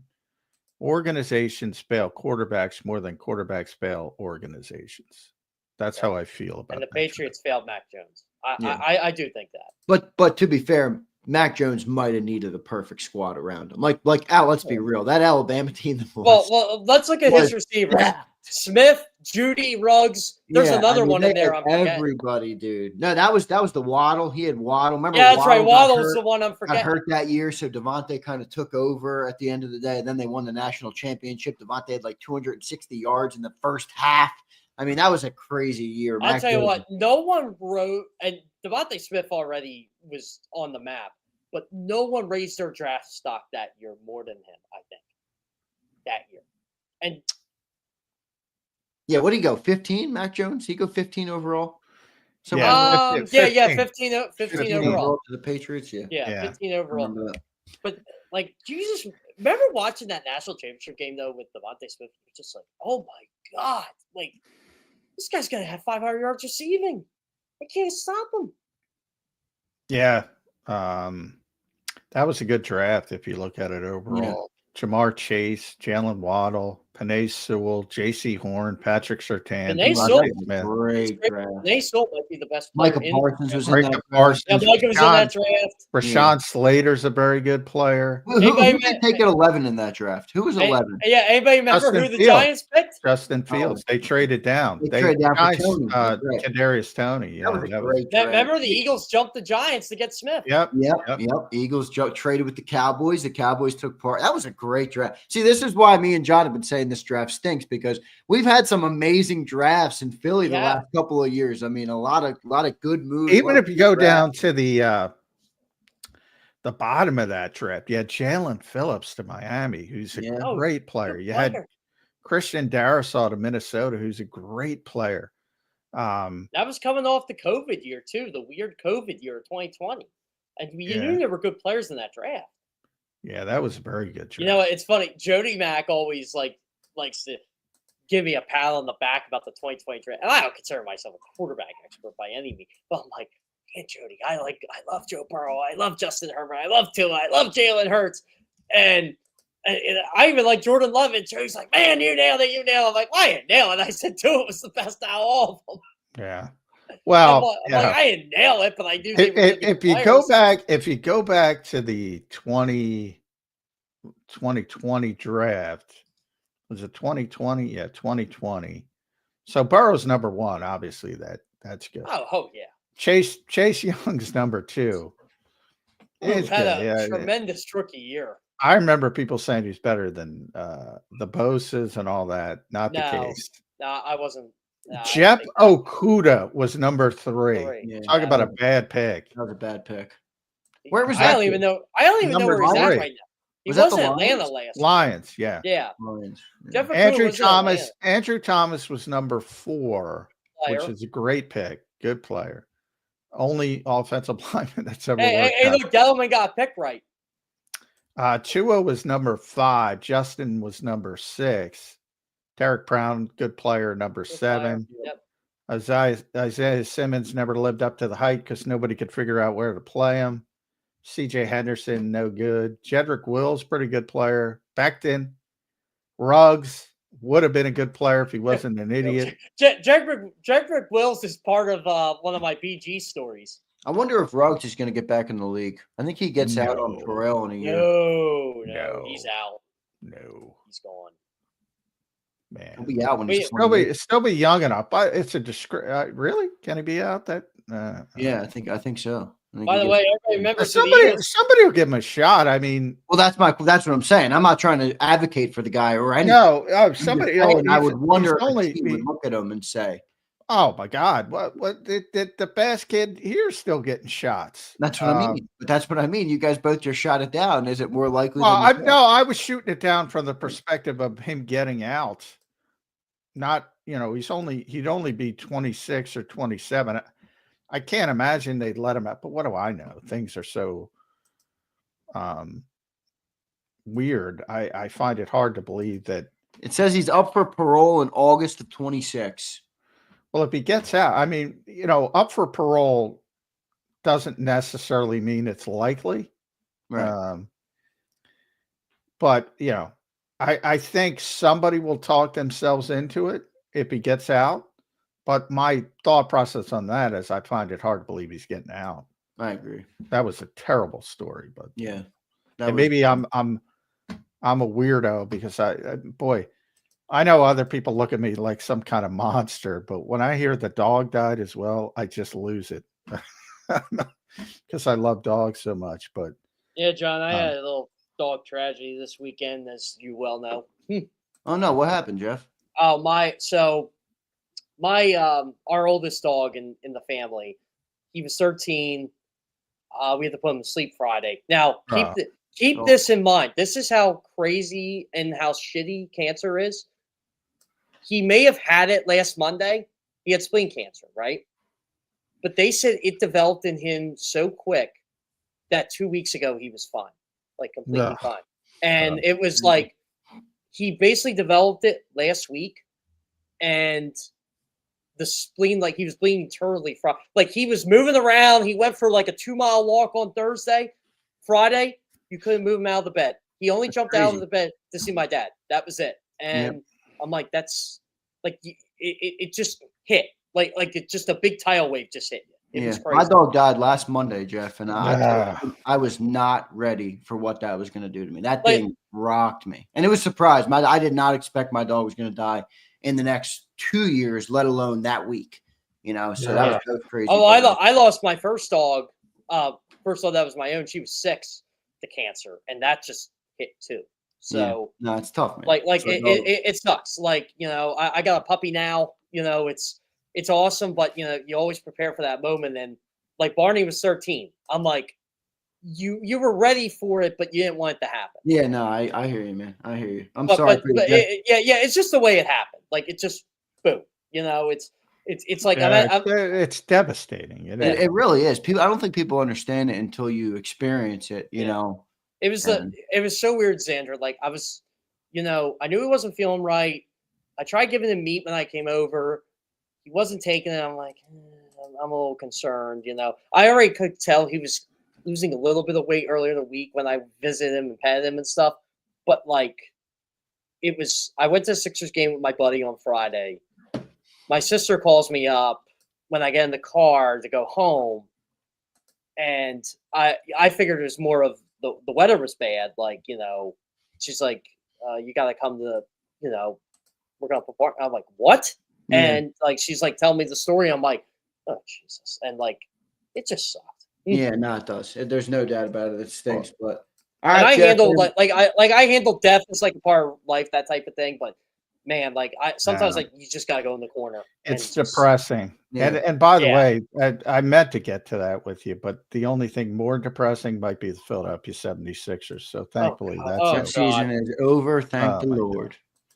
You just mentioned going to the Sixers game. My God. The only reason I went at the end of the year, to the Sixers game on Friday. That is insane to me. How many people were there? It wasn't full. I'll tell you that right now. I know it wasn't full. So, funny story. As someone who did you park at Ed Snyder's old spot? So, someone who lives, breathes, and dies with that basketball team, and am very realistic, being a Sixers fan. I love Lonnie Walker. My buddy coached him years ago, back when he was at Reading. I love seeing Lonnie Walker play, but God, is that team bad to watch play basketball. Yeah. In a lot of ways, you tweeted something out. I said that was the worst, at least the last quarter of the season. That was when they just shut everything down, which is embarrassing for the NBA, embarrassing for them. And yeah. In a lot of ways, it was worse than even the worst of the process. You know what? It was where they were supposed to be. It was so funny, John. As you remember, like I was so negative when they started 2-12. I said they're not coming back from this. They're not. Everybody's like, "Oh no, don't get." I'm like, "No, you don't understand." Like people I've talked to, Joel Embiid is not healthy, and he's not coming back the way you think he's coming back. He's toast, man. Like it's. Yeah. I just hope Jared McCain and they're going to roll out like from a business. Like I guess Josh Harris doesn't care anymore because he's got the Commanders. Yeah, he's got a new baby. And our gal Allie Waddington got promoted. I just congratulated her yesterday. She did, yeah. She's now the vice president of corporate communications for the Washington Commanders. But anyway. I digress. She used to be an Eagles PR person. She was very good at her job. Yeah, very good at her job. So congratulations to Allie if she's listening in. She did occasionally listen to the show. I'm sure she doesn't now that. Did she listen in because she had to, or did she? Yeah, because I think because she had to. She said she told me she listened, but she, I got other shit to do. She can't listen every day. But anyway. Congratulations to her.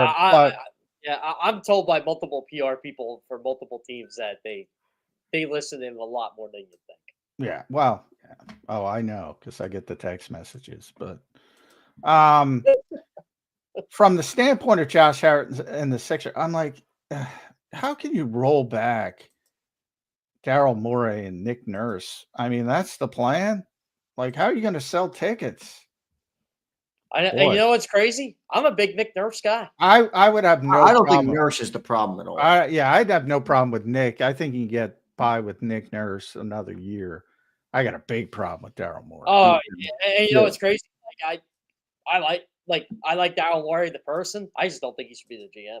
No, he should not be the GM. I mean, I'm sorry. This guy is the most overrated GM maybe in sports. Like I literally have been hearing the Daryl Morey story for 8 years now, and he does the same fucking thing every time, every place he goes. Yeah, it hasn't worked yet. You know, the only reason I'm trying to talk myself into why Daryl Morey is still the GM is because he actually does draft well. He does draft well, but but that's it. That's all he does. The NBA is a lot more. It's not football, man. You got to do a lot more than draft well in the NBA. You just do. I hear you, but then I see Tyrese Maxey, Jared McCain, and guys like that, and I'm like, Okay, well, they get the top 6 pick. I don't think he's going to screw it up.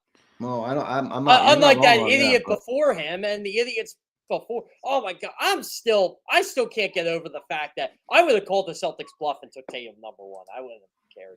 Yeah, it was a brilliant bluff by the Celtics, But they're a smart the whole organization. collapse of the process has just been. It's almost been poetic for the people. That to me, Jason Tatum, like this organization, thought Markelle Fultz was better than Jason Tatum. That's what it comes down to. Yeah, but Markelle Fultz was never supposed to be that bad. I mean, you could argue the player evaluation was awful. Of course, but Jason Tatum turns into. I mean, that's the whole trick. That's what we do. Right. A player evaluation. Yeah. One guy's like going to the Hall of Fame, and another guy's, talking about. I just they're remember making up ailments to describe how poor he is. I just remember going into that draft. I just remember going to that draft. I talked to guys I knew in the know about professional basketball, and they're like, "Dude, the sure thing's Jason Tatum. He may not be great, but he's the sure thing. You take the sure thing." I always get a kick out of it when I hear new injuries, because it strikes me as, all right, you're trying to. But I have talked to a lot of doctors over the years who've explained to me, like one explained to me, I always got a kick out of it. Remember when the hip stuff started in baseball? I forget what they called it, but it was with all the steroid guys. I think I know. And Alex Rodriguez was one of them. I forget the actual, I remember thoracic outlet syndrome because it was so hokey, but God, I swear they made that up on the fly. But the vascular necrosis started showing up all the time, the Bo Jackson injury, and it was all steroid guys. And I said, where the hell was this before?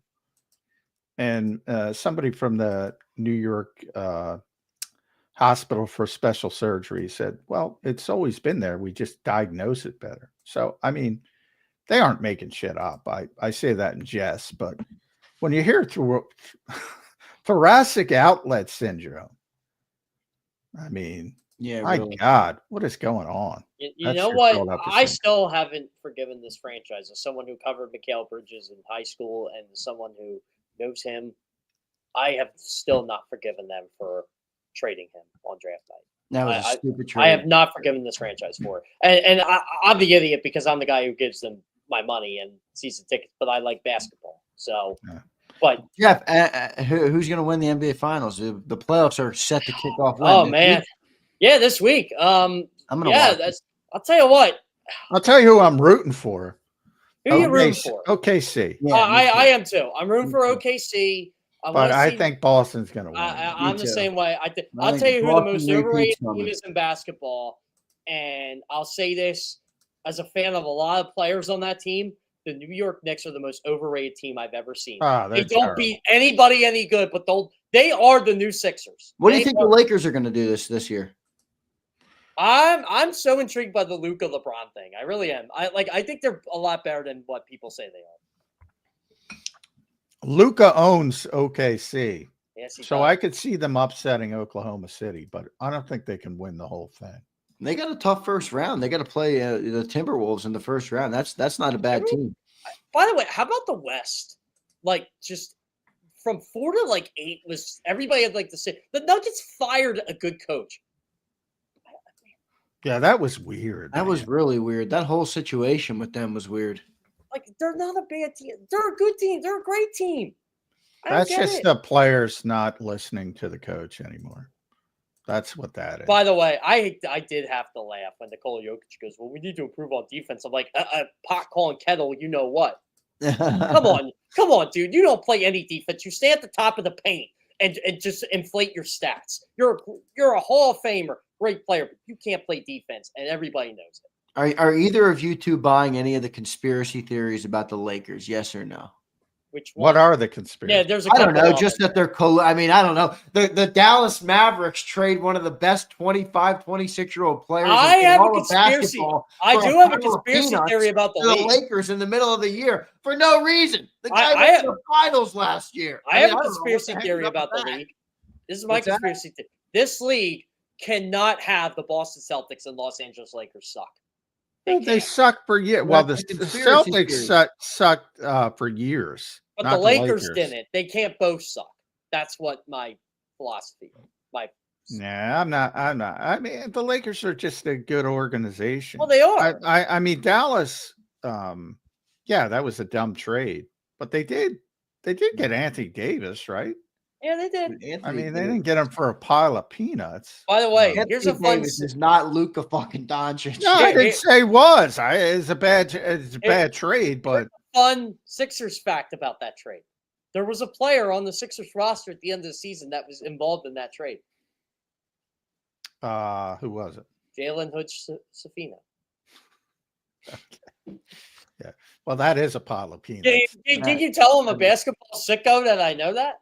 Yeah, that's a pile of peanuts. I think it was a whole pile of peanuts, but I digress. Jeff Kerr, thank you for joining today, brother. A long time, but we love talking to you on a Monday edition of Birds 365. 10 days out from the NFL draft. We'll see how it all shakes out. Jeff, thank you, brother. We will talk to you next week on Birds 365. Yeah, you boys need me during the draft if just want. Yeah, we'll jump on from the Novacare. Are you going to be there? I plan to be. By the way, John, do I reach out to Bob on that one? I would reach out to Shane. Okay, yeah. Wait, I want to know, can I get a credential for the White House visit? I want to go to the White House. Yeah, you have to go through a lot of hoops. I'm sure. Xander, have you ever visited the White House? Well, I was wondering if John, are you guys going? Are you guys gonna well, I assume we'll get the information last time, which we never went. Last time they never went. It was canceled, but we went through all the rigmarole. We had to go through. Yeah, you got to go through background checks and all that kind of stuff. Right. So I imagine that information. If I've ever been to the White House? No, never been. I'll tell you what, as someone who knows someone pretty in government, man, the background check is something. I believe it. Yeah. Oh man, like I believe it. The process for it, it's like now obviously if you just want to see the White House, like actually get to visit it, there's like a 6 to 9 month like process toward it. I mean, maybe one of our listeners can actually, but he was like telling me like, dude, you got to fill this out. You got to fill this out. They check everything, man. Like they're checking speed. He always says they're checking speeding tickets here. No doubt. Jeff, thank you, brother. We'll talk to you next week. All right, man. All right. Yep. I'll see you. All right. Thanks, Jeff. There's Jeff Kerr here on Birds 365. That's interesting. Now that you bring that up, I've gotten no information on the White House visit yet. So we'll see how that goes. But I imagine it's even last time it wasn't that bad. Would they shut you out? Would they not let reporters go, or do they let reporters go? No, they let them go last time they were scheduled. Now it was canceled last minute. We all had gotten approval and we were all set to go, and they got canceled. I imagine things have changed in the past couple of years because our country's gone insane. So it's probably even more difficult. But I have no idea. We'll see. When the process starts, if it starts, I'll keep people informed of how it goes. But yeah, I haven't heard anything yet, other than it's going to be right after the draft. Yeah, when did they say it was? The 28th of April? Is that what it was? I believe so.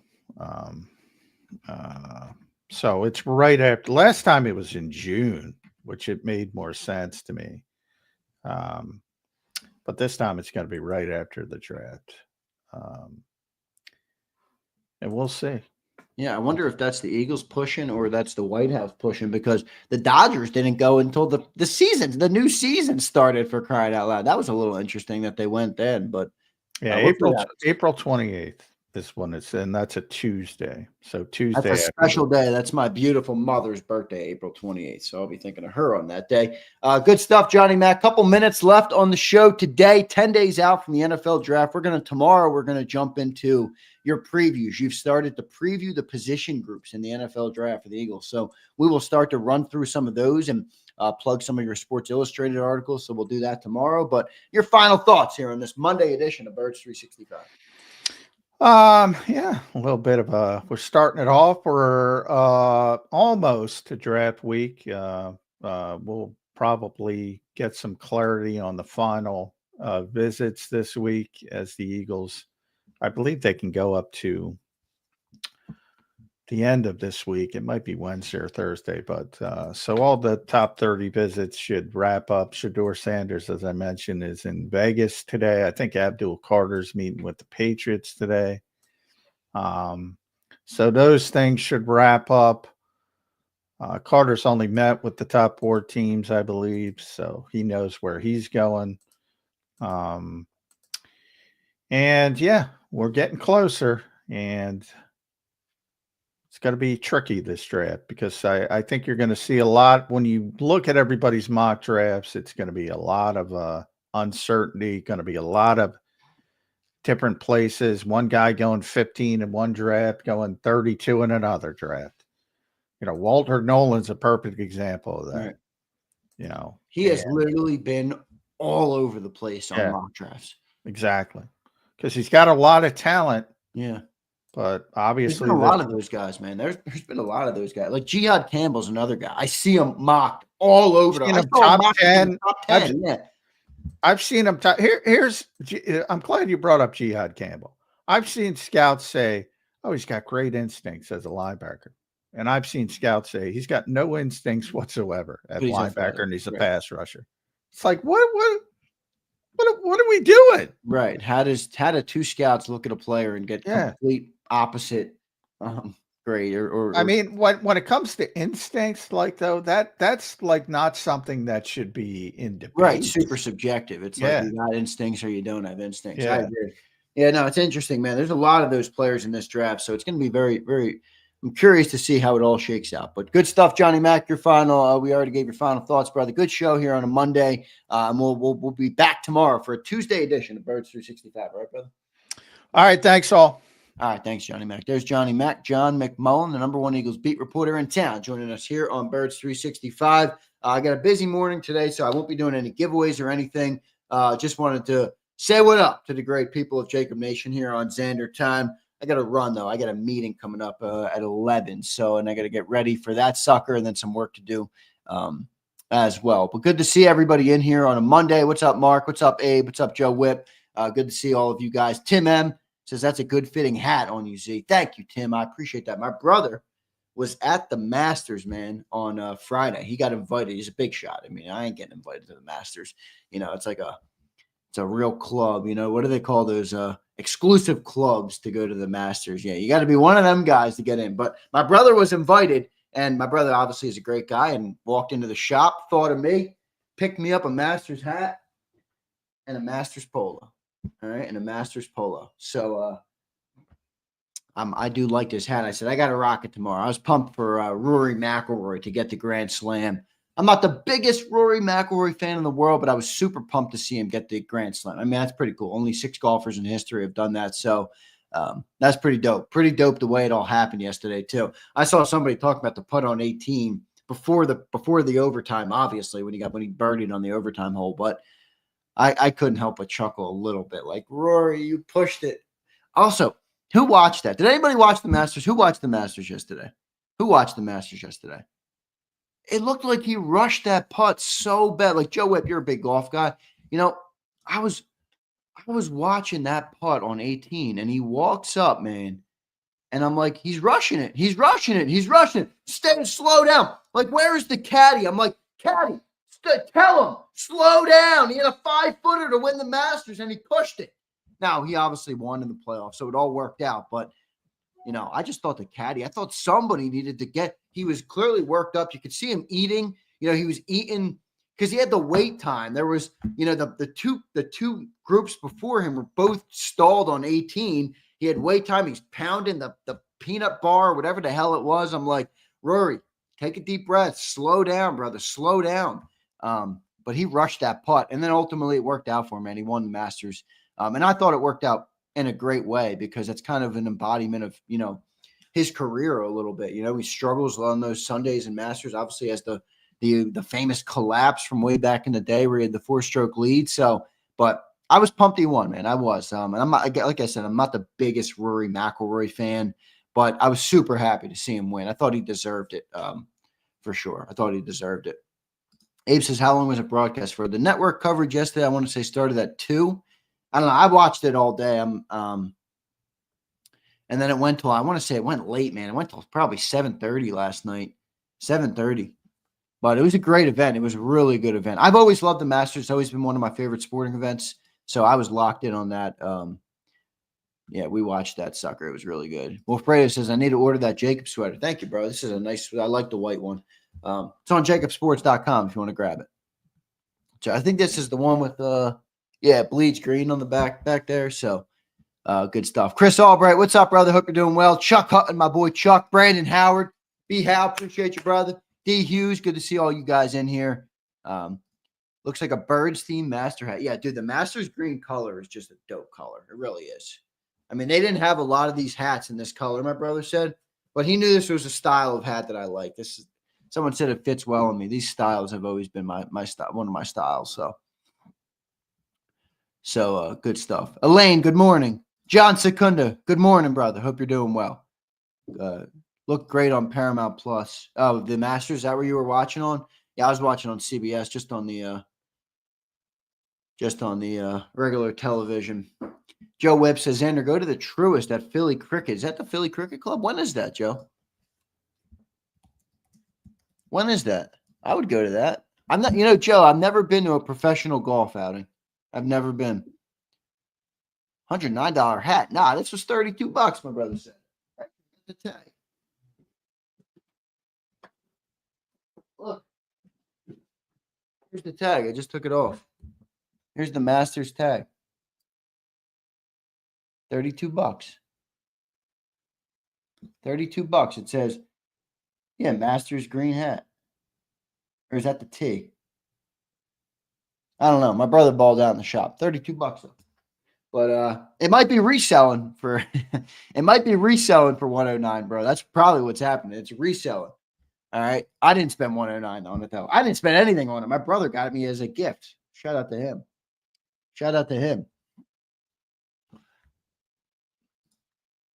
So listen to this real quick. My brother was going on Friday. He had a flight Thursday night. He had a big business meeting in Thursday in Ohio, and he was flying to the Masters on Thursday night, late flight, like an 8 p.m. flight. He's supposed to get there around 10:30.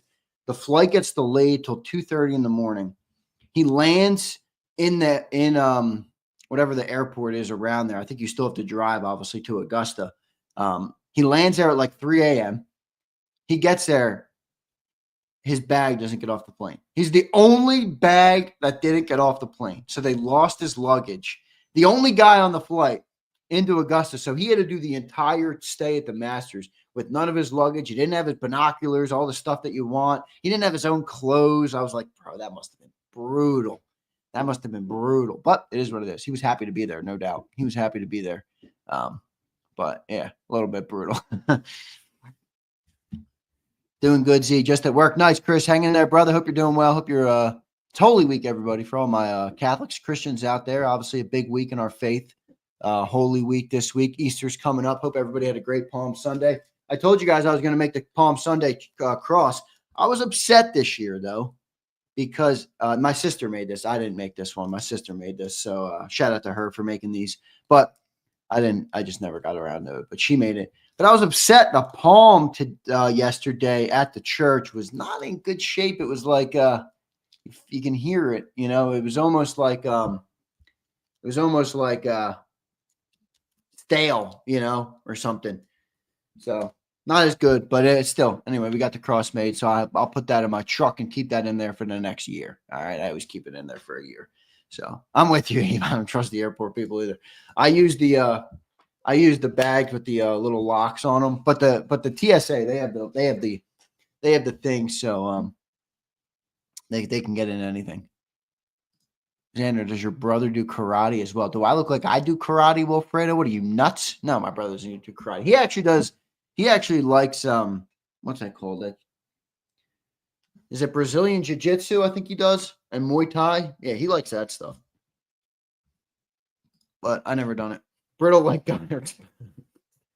Come on, Abe. Palms were tariffed. Emirates, I'll take that. That's a good one. The tariffs have reached the Palms for Palm Sunday. You hate to see it. If anybody's got a connection to get around the tariffs, Emirates, it might be the Catholic Church. All right. Xander, when you see the pros, yeah, that's what Joe Whip. I've heard this a lot. My cousin's huge in golf. My aunt, she loves. It's her favorite thing to go to is live golf events. So I've never gone though, Joe. I've never gone, man. I've never gone. So I'd love to go to one though. It'd be pretty cool. So we'll do that. But all right, everybody, I appreciate you all. Great day today. Great show. On a Monday, we'll have the National Football Show with Dan Cilio coming up from 2 to 6 p.m. Eastern today. All right. And should be a good day, good week of shows. And next week, obviously, will be a good, big week as well with the NFL draft. So we'll see what happens there. Danny Prado, appreciate it. Curtis, thank you, brother. Curtis, I wanted to use one of your comments today. Shoot, which one was it? With Johnny Mack and your comment on the fans. All right. Your comment on the fans was great. And I'm like, I don't think John and Jeff get this. I mean, they love to bash the fans. It drives me crazy, but I should push back on them a little bit more. But your comment on the fans was like, guys, not everybody sees it like you. This is entertainment. This is our hobby. This is our thing away from our lives. Not for me, but for you guys. And I get that completely, but I don't think John and Jeff do at all. They just were ripping into the fans today. Ripping into the fans, which is driving me crazy. But all right, everybody, great show. As always, appreciate y'all. I'll see you next time on Birds 365. Love you all.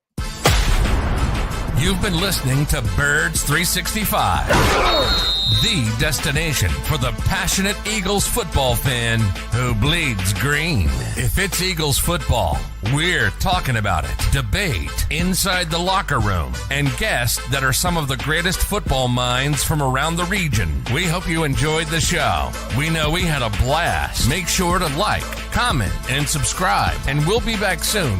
But in the meantime, hook up with us on social media at JAKIB Sports. See you next time on Birds 365.